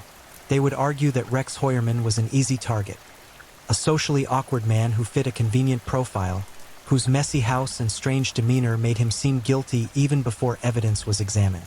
They would question the DNA analysis, pointing out that the samples were degraded, that contamination was possible, that forensic science isn't the infallible tool television makes it seem. They would challenge the cell phone data, arguing that proximity doesn't prove action, that millions of people's phones ping the same towers without being involved in crimes. They would paint the planning documents as nothing more than a true crime enthusiast's notes, the internet searches as curiosity rather than operational research. And they would argue that the prosecution's timeline required Hoyerman to be simultaneously brilliant and careless. Brilliant enough to avoid detection for 30 years, careless enough to leave DNA on burlap, to carry his personal phone while hunting victims, to make mistakes that someone with 3 decades of experience would never make. It was a strategy built on creating doubt, on making the jury question whether the man sitting in the courtroom, looking more like a disheveled accountant than a predator, could really be the monster prosecutors claimed. Meanwhile, investigators continued searching for additional victims. The question haunted them: how many more were out there? Hoyerman had allegedly been killing since 1993, but they'd only identified 7 victims. What about the years in between? Serial killers don't take multi-year breaks. Once they start, they typically escalate, killing more frequently, not less. Cold case files from across Long Island and beyond were reopened. Unsolved murders of women from the 90s and 2000s were examined with fresh eyes. Did the victim profiles match Hoyerman's alleged preferences? Were there geographical connections? Could DNA evidence from those old cases be retested and compared to Hoyerman's profile? Some cases showed promise. Others led nowhere. The investigation expanded to other states where Hoyerman had traveled for work. Architecture jobs in Boston, Connecticut, New Jersey. Had he hunted in those cities too? Had his business trips provided cover for additional murders that police hadn't yet connected? The psychological profile of Rex Hoyerman fascinated forensic experts. If the allegations were true, he represented a specific type of serial killer. The compartmentalized family man who successfully maintained dual lives. He wasn't a transient. He wasn't obviously unstable. He held down a job, maintained a business, raised children, existed in a community for decades without triggering suspicion. This type of killer is arguably the most dangerous because they're the hardest to identify. They blend into society. They have legitimate reasons to be places. Their lives provide natural cover for their crimes. And they're patient, willing to wait weeks or months between kills, willing to let cases go cold, confident that their normalcy protects them. Profilers who studied the case noted similarities to other notorious serial killers who'd hidden behind middle-class respectability. Dennis Rader, the BTK killer, who was a church president and Boy Scout leader while murdering 10 people in Wichita. Gary Ridgway, the Green River killer, who worked at a truck factory and was married 3 times while killing at least 49 women. These men shared Hoyerman's alleged ability to separate their public personas from their private pathologies. The psychological question that haunted everyone. How? How does someone kill another human being, then go home and have dinner with their family? How does someone wrap a woman's body in burlap and dump it like garbage, then show up to their kids' school play the next day? How does the mind compartmentalize horror and normalcy so completely that neither bleeds into the other? The answer, according to forensic psychologists, lies in a fundamental lack of empathy combined with a strong desire for control. Serial killers of Hoyerman's alleged type don't experience emotional connection the way normal people do. Victims aren't human beings with inner lives and people who love them. They're objects, puzzles to be solved, sources of satisfaction to be used and discarded. The family, wife, and children serve a different function. They're part of the mask, part of the elaborate costume that allows the killer to move through society without detection. The killer might feel attachment to family members in whatever limited way they're capable of feeling anything, but that attachment is ultimately secondary to the satisfaction derived from killing. If the prosecution's theory was correct, Rex Hoyerman had spent 30 years living this double existence. 30 years of waking up next to his wife knowing what he'd done. 30 years of looking at his children knowing the secret he carried. 30 years of passing neighbors on the street, of sitting in business meetings, of existing in ordinary reality while harboring knowledge of multiple murders. The psychological toll of maintaining such a lie should have been immense. But if Hoyerman was what prosecutors claimed, he wouldn't have experienced it as a lie. It was simply his life, complex, compartmentalized, perfectly logical to him even if incomprehensible to everyone else. As the trial date approached, Suffolk County prepared for what would likely be the most significant criminal proceeding in the region's history. Jury selection would be exhaustive. Finding 12 people who hadn't been exposed to media coverage of the case would be nearly impossible, but the court would try. The trial itself could last months, potentially stretching into a year as the prosecution presented their mountain of evidence and the defense challenged every piece. 7 victims, 7 families waiting for justice, 7 sets of remains that had been given back their names, their stories, their dignity. And one man sitting in a jail cell, maintaining his innocence, claiming he'd been wrongly accused, that the evidence was circumstantial and coincidental, that he was a victim himself. A victim of a justice system desperate to solve a cold case and willing to railroad an innocent man to get a conviction. The truth would be determined by 12 strangers who'd never met Rex Hoyerman before, who'd never known the victims, who would have to sift through thousands of pages of evidence and hundreds of hours of testimony and decide what they believed. Outside the courtroom, Ocean Parkway remained. The beach where bodies were discovered had been cleared of crime scene tape and investigation equipment. The sand had been blown by wind, reshaped by storms, returned to its natural state as if nothing had ever happened there. But everyone who lived on Long Island knew that something had happened. The beach would forever be haunted by the memory of what was found there, by the knowledge that for years people had driven past a graveyard without knowing it existed. The victims' families visited sometimes, standing on the beach where their loved ones were discovered, trying to feel some connection to the women they'd lost. The ocean rolled in and out, indifferent to human tragedy, washing away footprints as it had for millions of years. And in those moments, standing on that beach with the salt air carrying the cries of seagulls, the families whispered the names of their dead.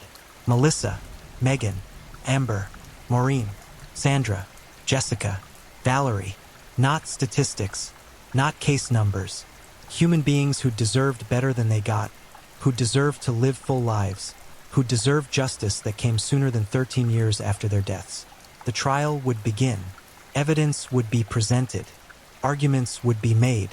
And eventually a verdict would be reached. But regardless of the outcome, regardless of whether Rex Hoyerman spent the rest of his life in prison or somehow walked free, the truth remained. 7 women were dead, their lives cut short by violence, their bodies treated with contempt, their families left with wounds that would never fully heal. The Long Island serial killer case wasn't just about catching a predator. It was about remembering that every victim was somebody's daughter, somebody's sister, somebody's mother. It was about understanding that the women society often dismisses, sex workers, escorts, women struggling on the margins, matter just as much as everyone else, that their lives have value, that their deaths demand justice. And it was about the terrifying reality that monsters don't always look like monsters. Sometimes they look like your neighbor. Sometimes they wear suits and carry briefcases. Sometimes they raise families and pay taxes and exist in plain sight while hiding secrets that would destroy worlds if exposed. Rex Hoyerman, if guilty, proved that the most dangerous predators are the ones you never see coming. The ones who blend in so perfectly that they become invisible. The ones who understand that the best hiding place is in full view. The beach kept its secrets for 13 years. But eventually, every secret gets told. Every body gets found. Every killer makes a mistake. And when that happens, when the mirror finally cracks and the monster's reflection is revealed, justice, slow, methodical, imperfect justice, begins its work. The waves keep rolling in. The sand keeps shifting. And the names of 7 women echo across Ocean Parkway, carried on the wind, demanding to be remembered. Melissa, Megan, Amber, Maureen, Sandra, Jessica, Valerie. Their stories didn't end on that beach. They live on in the fight for justice, in the determination of investigators who refused to let the case go cold, in the love of families who never stopped searching for answers. The Long Island serial killer hunted in shadows for 30 years, but the light finally found him. And now, in a courtroom where justice waits with infinite patience, the reckoning begins. If you're enjoying these stories, don't forget to leave a comment. I'd love to know where you're tuning in from and what time it is in your part of the world. And if you haven't already, make sure to like this video and subscribe so you never miss the next true crime story to help you unwind. Now, let's get into our final story. Story 4. The West Mesa Murders. Tonight, we descend into the desert where the earth swallowed secrets whole. For years, a killer walked Albuquerque's streets, selecting victims the world had already begun to forget, erasing them one by one into the barren wasteland. But the dead don't stay silent forever, and when the ground finally opened its mouth to speak, what emerged was a graveyard of nightmares. 11 women, 12 souls if you count the child that never drew breath, all waiting in shallow tombs for someone to remember their names. This is the story of the Bone Collector, a predator who thought the desert would keep his sins buried. He was wrong. Welcome to the West Mesa Murders. February 2nd, 2009. The sun hung low over Albuquerque's West Mesa, casting long shadows across the scrubland that stretched for miles in every direction. The wind whispered through the dried grasses, carrying with it the scent of creosote and something else. Something older, more patient. Christine Ross didn't know she was about to become the person who would crack open one of New Mexico's most horrifying mysteries. She was simply walking her dog. Ruka, her chocolate Labrador, had boundless energy that demanded these evening walks. They'd chosen the West Mesa construction site because it was quiet, desolate even. Abandoned equipment sat like metal skeletons against the darkening sky. This was supposed to become a housing development, but the recession had strangled that dream before it could breathe. Now it was nothing but dirt, dust, and the ghosts of homes that would never be built. Ruka strained against his leash, nose pressed to the ground, tracking something with the singular focus only dogs possess. Christine let him lead, her mind elsewhere, thinking about dinner, about bills, about the mundane concerns that occupy our thoughts when we're blissfully unaware that our entire world is about to shift. Then Ruka stopped. His entire body went rigid, tail straight, head down. He'd found something. Christine approached, expecting a dead rabbit or perhaps an old shoe. The construction workers had left all manner of debris scattered across the mesa. But what she saw jutting from the sandy soil made her blood crystallize in her veins. It was a bone. Human. Unmistakably human. Even without medical training, some part of our ancient brain recognizes the architecture of our own species. This wasn't an animal. This was a person, or rather what remained of one. Her hands trembled as she pulled out her cell phone. The 911 operator's voice seemed to come from very far away as Christine tried to explain what she'd found, tried to keep the rising panic from consuming her voice entirely. She didn't know it yet, but she'd stumbled upon something far worse than a single burial. She'd found the hunting ground of a monster. The Albuquerque Police Department arrived within the hour. Detective Ida Lopez was among the first responders, and as she approached the site, she felt that particular weight that settles into your chest when you know you're standing on cursed ground. The bone protruding from the earth was a femur, partially exposed by winter rains that had eroded the shallow grave. Detective Lopez marked the spot and called for additional units. They would need anthropologists, forensic teams, ground-penetrating radar. This was no ordinary crime scene. As darkness fell on that February night, portable lights were erected, transforming the desolate construction site into a stage of harsh white brilliance. And there, illuminated against the black desert sky, the first excavation began. What they unearthed in those initial hours confirmed their darkest suspicions. This was a burial site, but it wasn't solitary. The forensic team worked through the night, their tools scraping carefully at the compacted earth. By dawn, they'd located a second grave, then a third. The realization settled over the investigation team like a suffocating blanket. They were standing in the middle of a serial killer's dumping ground. The media hadn't arrived yet. The families didn't know. But soon, everyone would understand that something evil had been feeding on Albuquerque's most vulnerable, and the desert had been keeping its secrets.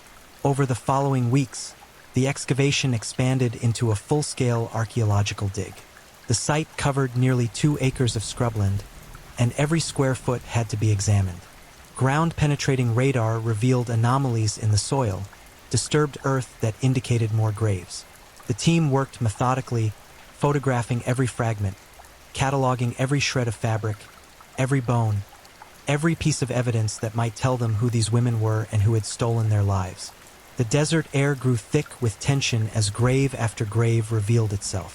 For victims, 5, 6, each discovery brought fresh horror. These women had been buried with such callous disregard, treated as garbage to be discarded and forgotten. Their clothes, what remained of them anyway, suggested they'd been killed years earlier. The bodies were in various states of decomposition, some reduced to mere skeletons, others retaining enough soft tissue to provide DNA samples. By the time the excavation concluded in early March, the death toll stood at 11 women and 1 unborn child. 12 souls swallowed by the desert, arranged across the mesa in shallow graves that formed no discernible pattern. It appeared random, chaotic even, yet there was a terrible purpose to it. This was someone's secret cemetery, a place they'd returned to again and again between 2003 and 2005, confident that the isolation and the endless stretch of undeveloped land would keep their crimes hidden forever. The forensic anthropologists carefully extracted each set of remains, treating them with the dignity they'd been denied in death. These weren't just evidence. These were people, daughters, mothers, sisters, women who'd walked Albuquerque streets, who'd had dreams and fears and favorite songs, women who deserved to be murified, not abandoned to the wind and the insects and the slowly shifting sand. As the remains were transported to the office of the medical investigator, Detective Lopez stood at the crime scene perimeter, looking out across the mesa. The wind had picked up, and tumbleweeds rolled past like nature's way of sweeping away the evidence of human cruelty. But it was too late for that. The graves had been opened, the dead had been found, and now came the agonizing work of giving them back their identities. The University of North Texas Center for Human Identification took custody of the remains, beginning the painstaking process of DNA analysis. Dental records were cross-referenced. Missing persons reports from the previous decade were pulled and reviewed. The question became, who were these women and why had nobody looked for them? The answer to that second question was perhaps the most devastating aspect of the entire case. Most of these women had been looked for.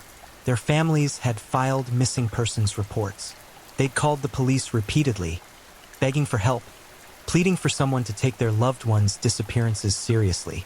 But these weren't women from gated communities or university campuses. These were women from the streets, women struggling with addiction, women working in survival sex work. Women that society had a terrible habit of treating as disposable long before a killer made it literal. Monica Candelaria, 22 years old, disappeared in 2003. Her family knew something was wrong immediately. Monica had her struggles, but she loved her children, and she wouldn't have abandoned them. But the police response was lukewarm at best. She was labeled a runaway, her case given minimal attention. She'd been dead for 6 years by the time they found her in that desert grave. Victoria Chavez, 26, vanished in 2003 as well. Her mother reported her missing, fear in every word, but the wheels of bureaucracy turned slowly, if they turned at all. Victoria had been arrested before for drug possession. That single fact seemed to color every interaction with law enforcement, as if having an addiction made her less worthy of being found, less deserving of justice. Julie Nieto, 24, disappeared in 2004. She'd struggled with heroin addiction, a demon that had sunk its claws into her young. But addiction doesn't erase humanity. It doesn't make someone's murder less horrific or their death less tragic. Yet the implicit message from the system was clear. If you exist on the margins, if you're poor or addicted or working the streets to survive, your life carries less weight. Veronica Romero, 28, was last seen in 2004. She had family who loved her, children who needed her. Her disappearance tore through her relatives like shrapnel, leaving wounds that would never fully heal. And still, the investigation moved with glacial speed, hindered by resource limitations and, some would argue, by prejudice. 15-year-old Jamie Barella was one of the youngest victims found in the graves. 15. Still a child, despite the hardships that had aged her beyond her years. She'd been reported missing in 2004 by her family, who'd searched desperately for any trace of her. And all that time, she was here on this mesa, her young life cut short by someone who saw her vulnerability as opportunity. Her cousin, Evelyn Salazar, 27, was buried nearby.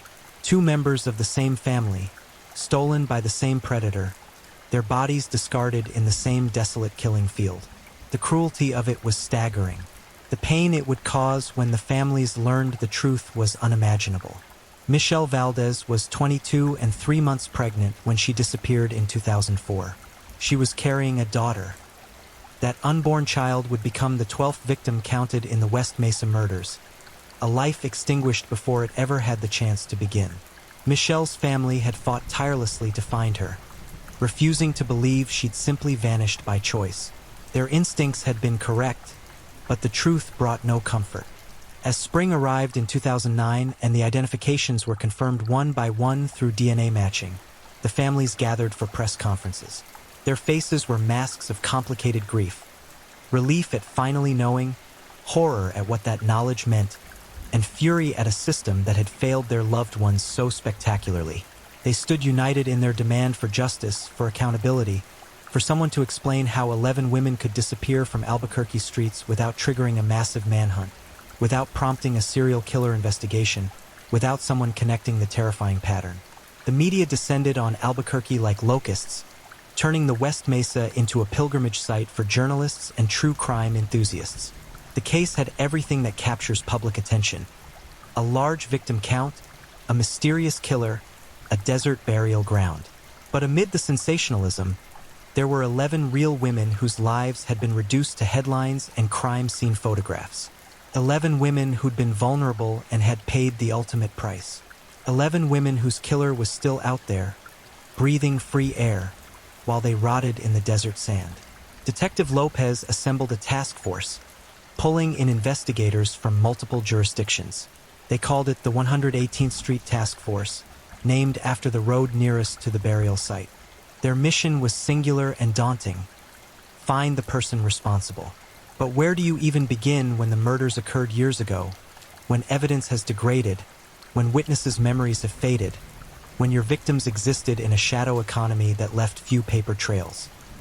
The investigation expanded rapidly, consuming thousands of man-hours and generating mountains of paperwork. Every person who'd ever been arrested for crimes against sex workers was interviewed. Satellite imagery of the mesa was analyzed, showing tire tracks and disturbed soil dating back to 2003. Someone had been driving out here regularly, using the isolation to his advantage, confident in his ability to continue killing without consequence. And he'd been right, hadn't he? For years, he'd been right. He'd selected victims that society had failed to protect, had disposed of them in a place so desolate that even the vultures seemed reluctant to visit. He'd counted on indifference, on prejudice, on the brutal calculus that determines which missing persons cases receive resources and which are filed away and forgotten. But Christine Ross and her dog Ruka had changed everything. The graves were open now. The bodies had names. And the clock was ticking on the killer's freedom. Somewhere in Albuquerque, someone knew something. Someone had seen something. Someone had to break the silence that protected a monster. The question was, would they speak up before he killed again? Or was his spree already over? His appetite sated by the 12 lives he'd already destroyed? The desert wind carried no answers, only more questions, more horror, and the weight of justice delayed but not. Investigators prayed, denied. To understand the West Mesa murders, you must first understand the world these women inhabited. A shadow realm that exists in every city, populated by those whom society has deemed unworthy of its protection. Albuquerque's streets after dark become a different place entirely, where desperation and survival intersect, where women sell their bodies not out of empowerment or choice in any meaningful sense, but because addiction has stripped away every other option, because poverty has cornered them into impossible decisions. The area known as the War Zone earned its nickname honestly. Running along Central Avenue and spreading into the surrounding neighborhoods, this corridor had become notorious for drugs, violence, and sex work. Street corners transformed into marketplaces after sunset, where transactions occurred in shadows, where women climbed into cars with strangers, gambling their lives on the hope that this particular stranger wouldn't be the one to murder them. Every woman who worked these streets knew the risks. They'd heard the stories. Whispered warnings passed between those who'd survived encounters that could have gone differently. There were the bad dates. Men who became violent, who refused to pay, who pulled weapons. There were the repeat offenders, known to police but still prowling the war zone, their patterns of abuse documented but not stopped. And then there were the disappearances. Women vanished from these streets with disturbing regularity. One night they'd be there, standing under a flickering streetlight or walking the familiar circuit, and the next night they'd be gone. Their absence would ripple through the community. Other sex workers would ask around. Families would file missing persons reports. Friends would search the usual haunts. But often the answer never came. The woman simply ceased to exist in the visible world, swallowed into whatever fate had befallen her. Michelle Valdez knew these streets intimately.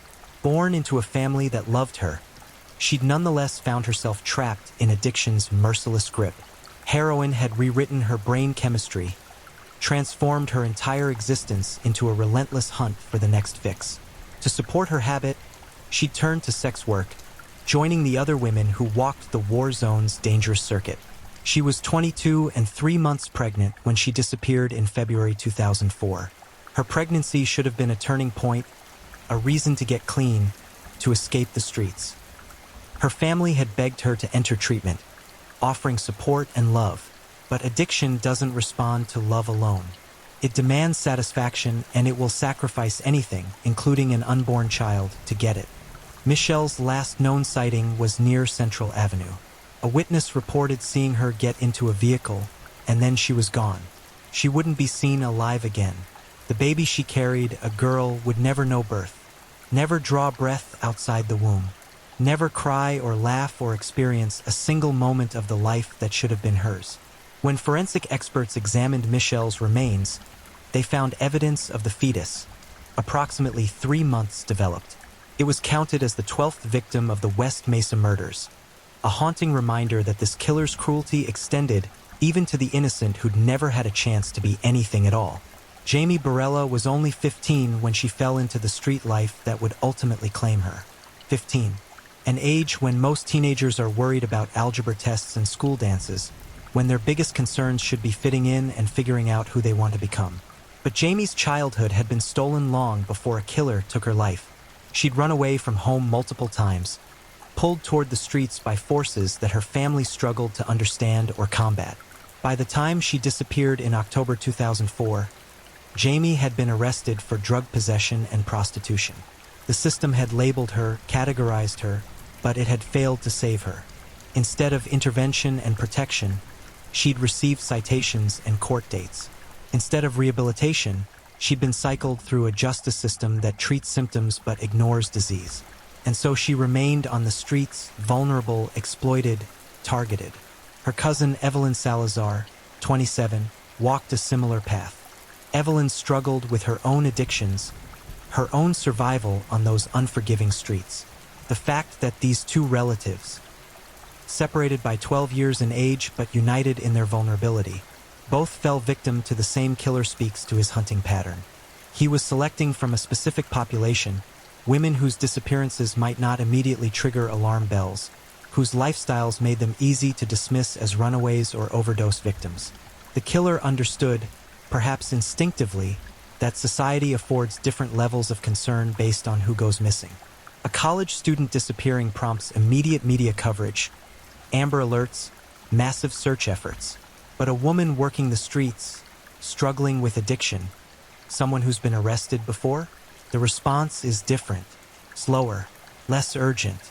And in that gap between disappearance and serious investigation, a predator can operate with impunity. Monica Candelaria, 22, was described by her family as funny, warm, a good mother when she was clean. But heroin had its hooks in her deep, and it dragged her back to the streets again and again. She disappeared in October 2003, leaving behind children who would grow up without her, wondering why mommy never came home. Her family's grief was compounded by frustration. They'd reported her missing immediately, but the investigation seemed to stall almost before it began. Victoria Chavez, 26, vanished in 2003 as well. Her mother spoke to reporters years later, describing the anguish of not knowing, the torture of wondering if her daughter was suffering somewhere, if she was being held captive, if she'd been murdered. That uncertainty, that absence of closure, is its own unique form of torture. Even terrible news, the mother admitted, would have been better than the void of not knowing. Selania Edwards was only 15, another child stolen from a childhood that had already been far too hard. She'd been reported missing in 2004, but like so many others, the investigation lacked urgency. Resources were limited, the police department was stretched thin, and there was a terrible calculus at work. Which cases deserved priority? Which victims mattered most?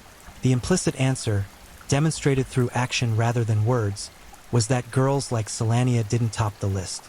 Cinnamon Elks, 32, was the oldest of the identified victims. She had a son, a family who loved her despite the addiction that had ravaged her life. She disappeared in 2004, and when she didn't show up for Christmas that year, her family knew something had happened. Cinnamon had her struggles, but she wouldn't have missed Christmas with her child. Not voluntarily. Doreen Marquez, 24, and Julie Nieto, 24, both disappeared in 2004. Two more women in their early 20s, their lives barely begun before they were ended. Both struggled with drug addiction. Both worked the streets. Both were reported missing by families who refused to give up hope. And both ended up in shallow graves on the West Mesa, their bodies left to the elements, their murders unsolved. Virginia Cloven, 24, and Veronica Romero, 28, rounded out the list of identified victims. Virginia had been working the streets, caught in addiction's vice grip, when she vanished in 2004. Veronica, a mother of 3, disappeared the same year. Their families filed missing persons reports. Their cases were assigned numbers. And then nothing happened. No breakthroughs, no arrests, just silence. What united all these women wasn't just their eventual fate in those desert graves. It was their vulnerability, their existence on the fringes of society, their involvement in a lifestyle that made them targets. They were precisely the type of victims a serial killer dreams of. Women whose disappearances wouldn't immediately trigger massive investigations, whose lifestyles provided cover stories. They probably just moved to another city, they probably overdosed, they'll probably turn up eventually. Whose murders could be committed with a reasonable expectation of getting away with it. The streetwalker community in Albuquerque's war zone operated on a network of informal protections.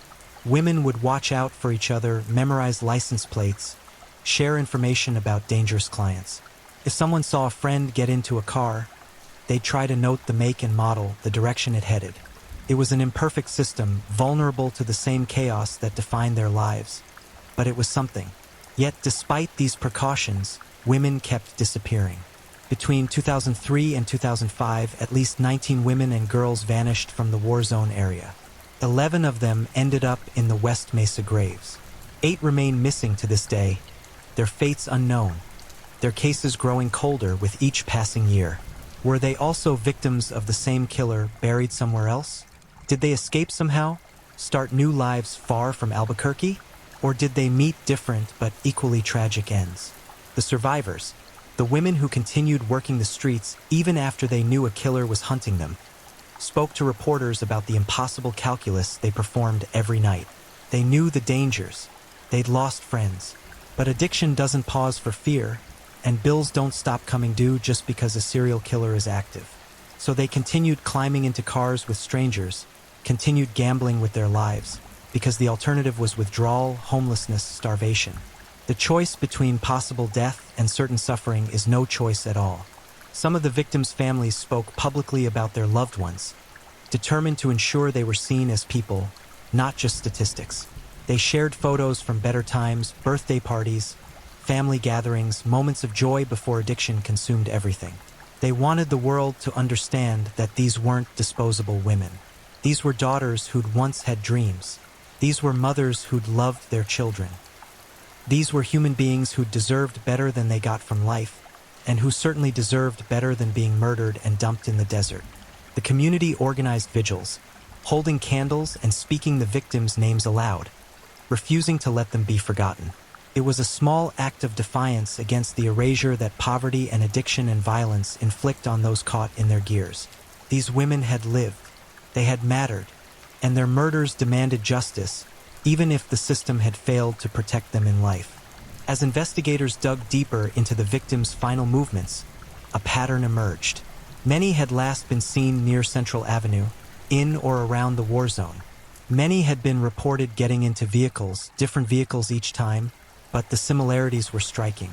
Someone was prowling these streets, selecting victims with careful deliberation, luring them into his car with the promise of money or drugs, and then driving them out to the West Mesa to kill them. The killer had chosen his hunting ground strategically. The war zone provided a steady supply of vulnerable women. The West Mesa provided isolation and secrecy. It was approximately a 15-minute drive from the war zone to the burial site, plenty of time to control a victim who might already be incapacitated by drugs, plenty of time to ensure no one would hear her scream. The methodology suggested planning and premeditation. These weren't crimes of passion or opportunity. This was a predator who'd identified a reliable victim pool, who'd found the perfect dumping ground, who'd established a pattern that allowed him to kill repeatedly without being caught. He was organized, methodical, patient, and he'd been active for at least 2 years, possibly longer, before his burial ground was finally discovered. Forensic analysis of the remains revealed little about the actual manner of death for most victims. Time and the elements had destroyed soft tissue evidence that might have shown strangulation marks, stab wounds, or other injuries. The desert had been the killer's accomplice in this regard, degrading the evidence, making it harder to reconstruct exactly what had happened in each woman's final moments. But some things were clear. These women had been transported to the mesa while alive or very soon after death.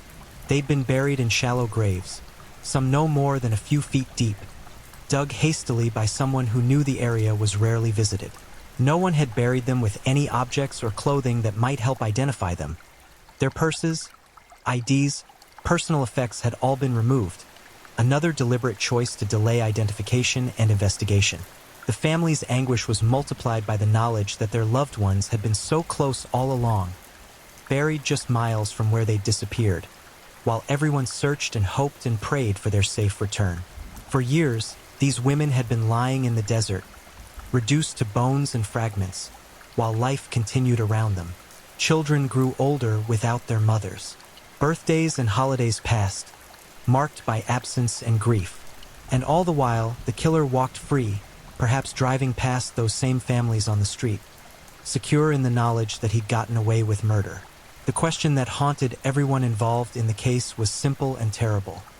Why these women? Was it purely opportunistic, they were available and vulnerable? Or was there something more specific in his selection process? Did he know some of them personally? Did he have a type? And most disturbing of all, had he stopped killing, or had he simply found a new burial ground? Detective Ida Lopez stood in the war room that had been set up specifically for the West Mesa investigation, surrounded by whiteboards covered in timelines, photographs, maps, and the kind of spiderweb connections that investigations of this magnitude generate.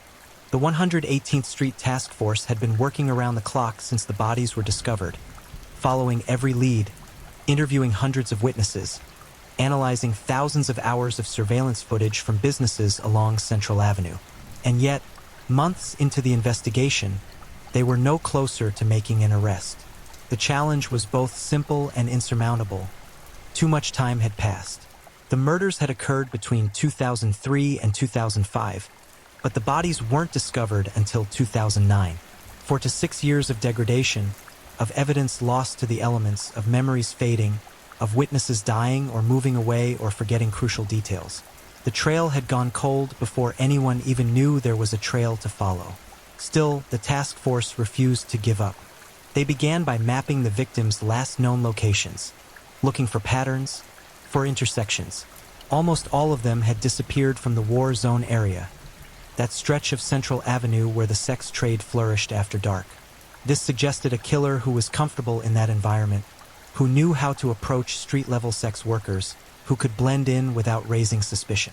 They compiled a list of known offenders, men with histories of violence against women, men who'd been arrested for soliciting prostitutes, men who'd been identified as bad dates by the surviving women still working the streets. The list was extensive. Violence against sex workers was disturbingly common, and the task force had to separate the merely violent from the potentially homicidal. One name that surfaced early was Ron Irwin, a repeat sex offender with a documented history of violence against women, particularly those involved in sex work.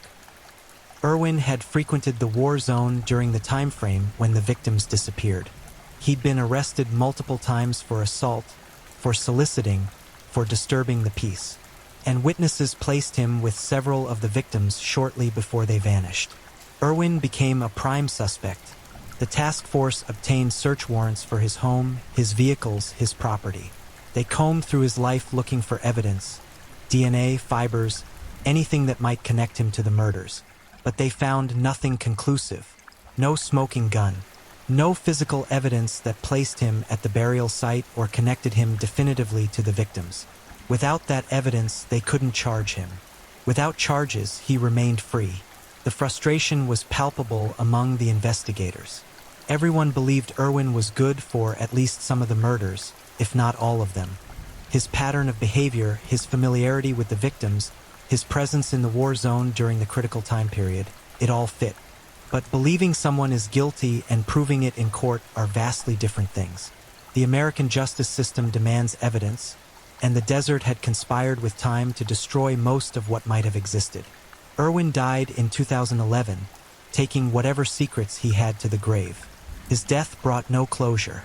If he was the killer, he'd escape justice. If he wasn't, then the real killer remained at large, and the investigation had wasted precious resources pursuing the wrong person. Either way, the families of the victims were left with more questions than answers. But Irwin wasn't the only suspect. As the investigation broadened, another name emerged: Joseph Blee. Blee was a convicted rapist who'd been active during the same time period. He'd assaulted multiple women, many of them sex workers, many from the war zone area. His modus operandi involved picking up women in his vehicle, driving them to secluded locations, and then brutally attacking them. Several of his victims had survived and testified against him, leading to his conviction and imprisonment. The parallels to the West Mesa murders were impossible to ignore. Blee targeted the same victim pool. He used his vehicle to transport them.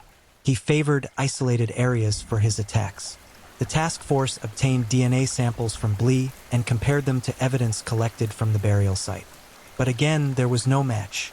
The degradation of the remains meant that recoverable DNA was scarce, and what little they had didn't connect to Blee. Still, investigators weren't ready to rule him out completely. Just because his DNA wasn't found on the bodies didn't mean he wasn't involved. If he'd been careful, if he'd worn gloves, if he'd disposed of his victims' clothing separately, there might not be any DNA to find. The absence of evidence isn't evidence of absence, particularly in a case where so much evidence had been lost to time and decomposition. As the years passed and the investigation continued to generate leads but no arrests, the family's frustration boiled over. They organized press conferences, demanding answers, demanding action. Why hadn't the police connected these disappearances earlier? Why had it taken 11 bodies in the desert for anyone to acknowledge that a serial killer might be operating in Albuquerque? Why were their daughters, their mothers, their sisters worth less protection than women from more affluent neighborhoods? These were uncomfortable questions, and they struck at the heart of systemic failures that extended far beyond the police department. The reality was that sex workers existed in a legal and social gray zone. Their work was criminalized, which meant they were often reluctant to report crimes against them for fear of being arrested themselves. When they did report violence, their complaints were sometimes dismissed or deprioritized. The very structure of society had created conditions in which women could disappear with alarming regularity and very little urgency. The task force expanded their investigation beyond individual suspects to consider whether organized crime might be involved. Could these murders be the work of multiple perpetrators? Was there a sex trafficking ring operating in Albuquerque that was disposing of women who'd become liabilities? The presence of multiple victims, all from the same area, all involved in the same lifestyle, suggested either a single serial killer or an organized operation with multiple participants. This line of investigation led to disturbing territory. Anonymous tips began coming in suggesting connections to wealthy and powerful individuals who allegedly frequented the war zone, who allegedly had preferences for particularly young or vulnerable women, who allegedly had the resources to make problems disappear. One name that surfaced in these whispered rumors was Jeffrey Epstein, the convicted sex offender whose Zorro Ranch property was located in New Mexico. The proximity of Epstein's ranch to Albuquerque, combined with his documented history of sexual exploitation and his network of powerful associates, made him a person of interest. Had the West Mesa victims been trafficked through his operation? Had they been disposed of when they became inconvenient? The theory was explosive, but it remained just that, a theory. No concrete evidence ever emerged connecting Epstein or any of his associates to the West Mesa murders. Epstein's death in 2019 closed that investigative avenue, at least insofar as interviewing him directly. But the speculation persisted, fueled by the knowledge that Epstein's crimes extended far beyond what he was convicted of, that his network included individuals who'd never faced justice, and that women and girls in his orbit had a terrible habit of disappearing or dying under suspicious circumstances. The task force also pursued tips suggesting connections to Mexican drug cartels operating in Albuquerque. The war zone wasn't just a red light district. It was also a major distribution point for drugs flowing north from the border. Could the victims have been killed as part of cartel violence? Had they witnessed something they shouldn't have? Had they been used as drug mules and then disposed of when they became liabilities? This theory had some merit. Several of the victims had known connections to drug dealers. Some had been arrested for possession with intent to distribute. The cartels were known to be brutally efficient at eliminating potential witnesses and informants. But again, the evidence didn't support the theory. Cartel killings typically sent messages, bodies left in public places, mutilated in specific ways, accompanied by warnings. The West Mesa burials were secretive, hidden, meant to conceal rather than communicate. It didn't fit the cartel pattern. As the investigation dragged on, generating thousands of pages of reports but no arrests, some investigators began to wonder if the killer had been someone with insider knowledge of police procedures, someone who knew how to avoid leaving evidence, someone who understood that targeting marginalized women would delay investigation, someone who might have even been monitoring the police response, adjusting his methods accordingly. This possibility was particularly disturbing. It suggested the killer wasn't just intelligent and organized, but potentially someone with law enforcement or military training. Someone who understood forensics and investigation techniques well enough to counter them. The task force quietly began looking at current and former police officers, security guards, military personnel who'd been stationed at Kirtland Air Force Base, anyone with the skills and knowledge to commit these crimes so effectively.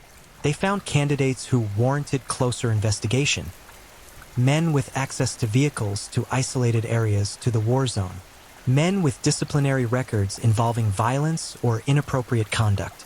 Men whose whereabouts during the critical time period couldn't be fully accounted for. But once again, suspicion wasn't enough. They needed evidence, and the evidence simply didn't exist in sufficient quantity or quality to build a prosecutable case.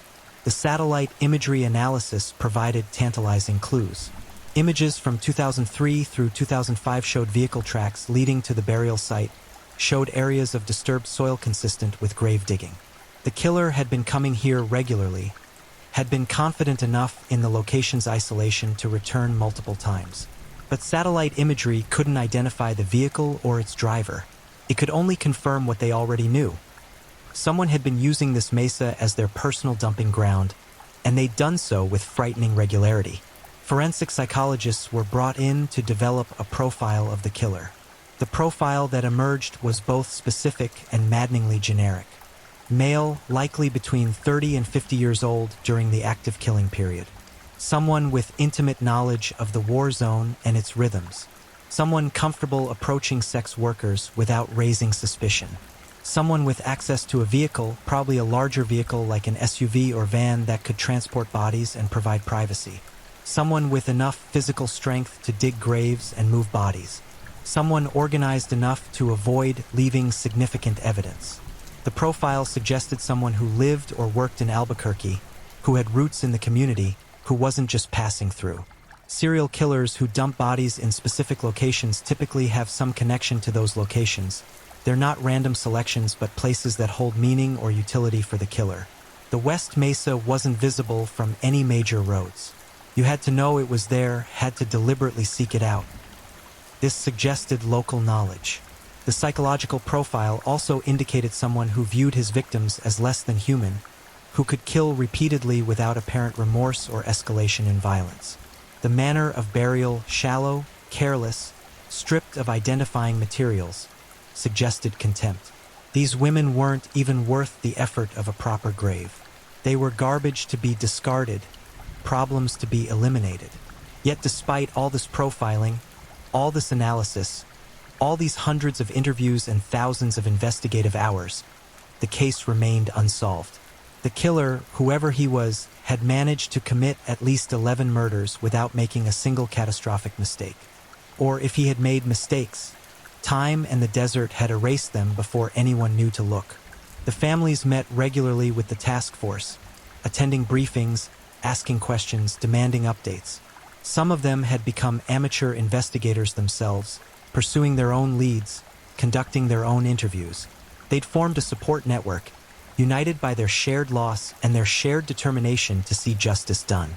But as years passed and the investigation produced no arrests, their hope began to curdle into something harder, more bitter. In 2010, the FBI's Behavioral Analysis Unit was brought in to review the case files and provide additional insights. They confirmed what the local investigators already suspected. This was almost certainly the work of a single serial killer operating over a 2-year period. The victim selection, the burial site, the timing, all pointed to one person with a specific compulsion and methodology. But the FBI's involvement didn't produce the breakthrough everyone hoped for. They offered suggestions, refined the profile, helped prioritize leads, but they couldn't manufacture evidence where none existed. The case remained stubbornly resistant to resolution, as if the desert itself was protecting the killer's identity. As the 10th anniversary of the discovery approached in 2019, the case was no closer to being solved than it had been on day one. Detectives had retired, their replacements inheriting thick case files and cold trails. The media attention had faded, moving on to fresher tragedies, newer mysteries. The families still gathered on the anniversary each year, holding vigils at the burial site, speaking their loved ones' names into the wind, refusing to let them be forgotten.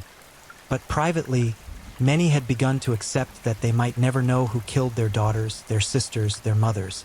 The killer might already be dead, like Ron Irwin, taking his secrets to the grave. Or he might be living freely, perhaps in Albuquerque, perhaps elsewhere, his crimes unpunished, his conscience, if he had one, unburdened. The only certainty was that 11 women and 1 unborn child had been murdered, their bodies discarded like trash on the West Mesa, and someone had gotten away with it. Someone who understood, perhaps better than the investigators did, that in America some victims matter more than others. That if you choose your prey carefully, if you select from the margins of society, if you prey on those whom the system has already failed, you can kill with relative impunity. It was a truth that no one wanted to acknowledge, but that the empty graves on the West Mesa testified to with stark clarity. The investigation continued, technically, but everyone involved understood that without new evidence, without a confession, without some unforeseen break, the West Mesa murders would remain another entry in the long catalog of unsolved serial killings. Another case where a predator had hunted successfully and escaped justice entirely. The West Mesa stands silent now, the construction equipment long since removed, the graves filled in and marked with small memorial plaques. Grass has begun to reclaim the disturbed earth, and tumbleweeds roll past where 11 women were buried in shallow graves. To look at it today, you'd never know this place had been a serial killer's dumping ground. Nature has a way of healing its scars, even if the people affected never quite do. The families of the victims carry their grief differently. Some have become activists, advocates for the missing and murdered, determined to ensure that other families don't suffer the same agonizing lack of closure. They've pushed for legislative changes, for better resources allocated to missing persons cases, for protocols that treat the disappearance of a sex worker with the same urgency as the disappearance of anyone else. Small victories in a system that moves with bureaucratic slowness, but victories nonetheless. Michelle Valdez's family established a memorial fund in her name and in memory of her unborn daughter. They speak at high schools and community centers about the realities of addiction, about how easily a life can spiral out of control, about the importance of seeing humanity in everyone, even those society has written off. It's painful work, reopening their wounds again and again. But they do it because Michelle's story deserves to be told, because her death should mean something beyond just being another statistic. Jamie Barella's family has been vocal in their criticism of how the system failed her. She was 15 years old, a child, when she disappeared. A child who should have been protected, who should have been diverted into services and support, not arrested and cycled through a justice system that treated her as a criminal rather than a victim. Her family has pushed for reforms in how juvenile runaways and juvenile sex trafficking victims are handled, arguing that punishment doesn't protect vulnerable children, intervention and support do. The surviving women who still work the war zone carry the weight of these murders with them every night. They know they're walking the same streets where their friends disappeared. They know that every car they approach could be driven by someone with murderous intent. Yet they continue because addiction demands it, because poverty allows no other choice, because the alternatives, withdrawal, homelessness, starvation, are immediate while murder remains merely possible. Some of them talk about the terror that settled over the community when the bodies were discovered. Suddenly, all those disappearances that had been attributed to overdoses or relocations or voluntary vanishing were revealed for what they really were: murders. For years, they'd been telling themselves that their missing friends had just moved on, gone to another city, started over somewhere else. The discovery of the West Mesa graves destroyed that comforting fiction. Their friends hadn't left. Their friends had been killed and buried in the desert, and they themselves might be next. The impact on the sex worker community extended beyond just fear. It reinforced what many of them already believed: that their lives didn't matter to the broader society, that they could be murdered and disposed of with impunity, that even when their bodies were found, justice remained elusive. The West Mesa case became emblematic of a larger societal failure: the failure to protect the most vulnerable, the failure to investigate crimes against marginalized populations with the same rigor as crimes against more respectable victims. Detective Ida Lopez retired from the police force in 2018, but the West Mesa case never left her. In interviews, she's spoken about the frustration of working a case where you know someone is guilty but can't prove it, where the evidence has been degraded beyond utility, where time itself is the killer's accomplice.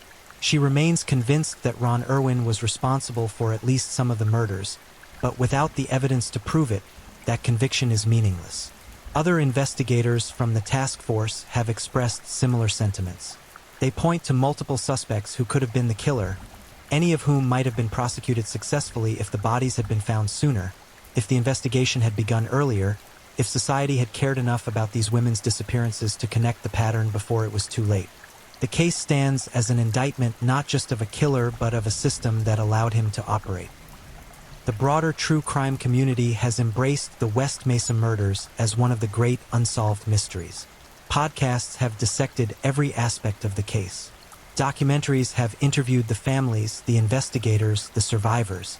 Amateur sleuths have developed elaborate theories posted on internet forums, connecting dots that may or may not actually connect, seeing patterns that may or may not actually exist. Some of these theories verge on conspiracy, alleging cover-ups and high-level involvement. Others focus on suspects the police have investigated and cleared. A few have actually generated leads that investigators followed up on, though none have led to arrests. The democratization of information that the internet provides is a double-edged sword. It keeps cases alive in public consciousness, but it also generates noise that investigators have to sort through, precious resources expended chasing leads that go nowhere. In 2020, new DNA analysis techniques prompted investigators to re-examine evidence from the burial site. Advances in genetic genealogy had proven revolutionary in solving cold cases. identifying suspects through familial DNA matches in genealogical databases. The West Mesa Task Force submitted samples for this enhanced analysis, hoping that what had been insufficient for traditional DNA matching might yield results with newer methods. The analysis is ongoing. Genetic genealogy is time-consuming and expensive, requiring careful work by specialists who can trace family trees through DNA markers, narrowing down potential suspects from thousands of possibilities. But it offers hope, perhaps the last, best hope, that the killer might finally be identified, even if he's dead, even if he can never be prosecuted. For the families, just knowing who did this would be something. Not closure, exactly. Closure is a myth, a word people use when they don't know what else to say. But knowledge, certainty, an end to the wondering. The city of Albuquerque has changed in the years since the West Mesa discovery. The war zone hasn't disappeared. Poverty and addiction and desperation don't evaporate just because a serial killer was exposed. But there are more resources now, more outreach programs, more harm reduction initiatives. Organizations like Street Safe New Mexico work directly with sex workers, providing condoms, clean needles, information about dangerous clients, and most importantly, treating these women as human beings worthy of protection. There are also more cameras, more street lighting, more police presence, though whether that actually makes the women safer or just makes them more vulnerable to arrest is a matter of debate. The surveillance state has grown significantly since 2005, which means that if a serial killer tried to operate the same way today, they'd likely be caught much faster. Every interaction is potentially recorded. Every license plate potentially logged. The anonymity that the West Mesa killer enjoyed is much harder to maintain in 2025. But this raises uncomfortable questions. Are we safer because we've addressed the underlying issues, poverty, addiction, the criminalization of sex work? Or are we just safer because Big Brother is watching? Have we made meaningful changes to protect vulnerable populations, or have we simply added more cameras to surveil them? The West Mesa murders should have prompted a reckoning with how society treats its most marginalized members. Instead, the response has been largely technological rather than systemic. The unidentified victims haunt the investigation in a particular way. Of the 11 women found in the West Mesa graves, all have been identified through DNA matching and dental records. But there remain 8 other women who disappeared from the war zone during the same time period and have never been found.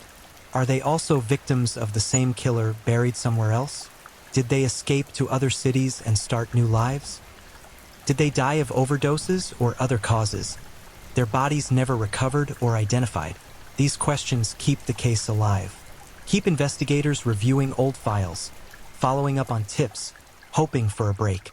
Keep families waiting for phone calls that might bring terrible news but at least would bring certainty.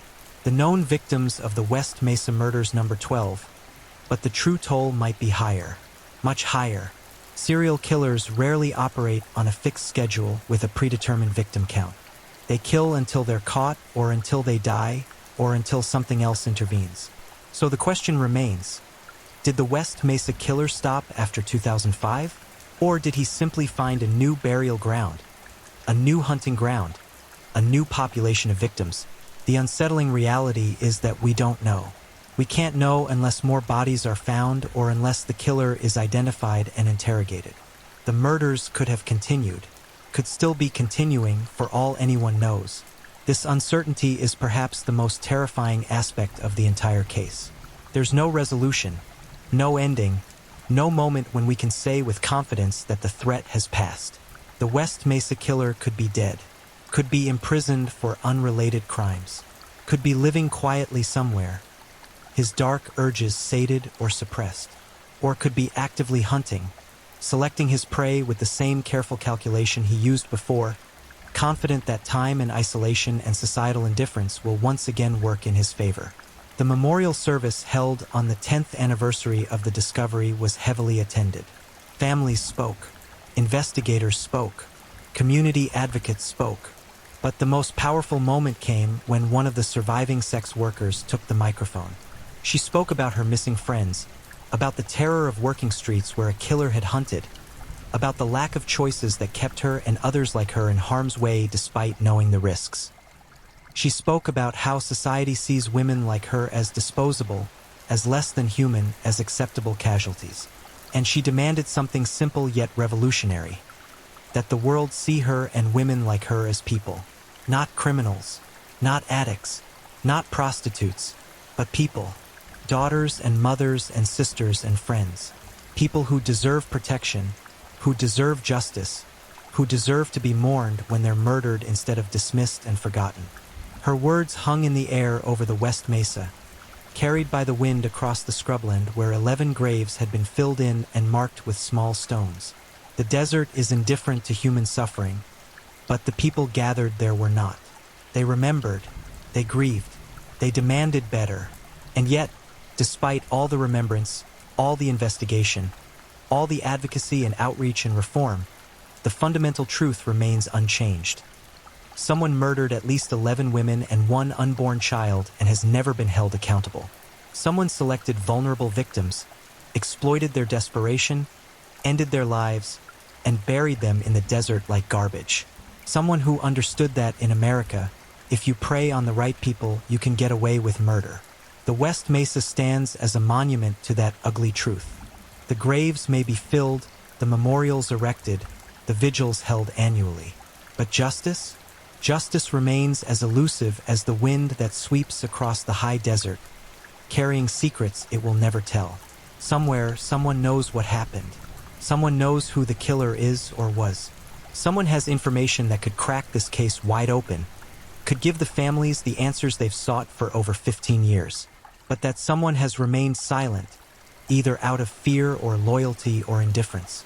And so the case remains unsolved. Another entry in the long catalog of America's unpunished crimes. Another collection of victims who deserved better from the system that was supposed to protect them. The task force still exists, though it's now just a small team of cold case investigators who review the files periodically, follow up on occasional tips, hope for a break that might never come. They maintain a tip line, and calls still come in, though less frequently now. Most lead nowhere. Some have merit and get investigated, but none have yet produced the evidence needed to make an arrest. DNA evidence remains the best hope.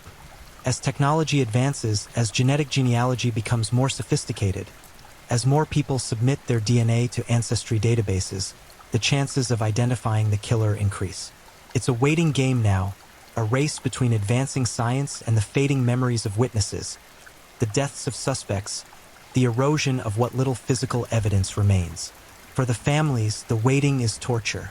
Every year that passes without resolution is another year they live with uncertainty, with unanswered questions, with the knowledge that their loved one's murderer walks free. Some have made peace with the possibility that they may never get justice, that the best they can hope for is that the killer is dead or imprisoned, that he can't hurt anyone else.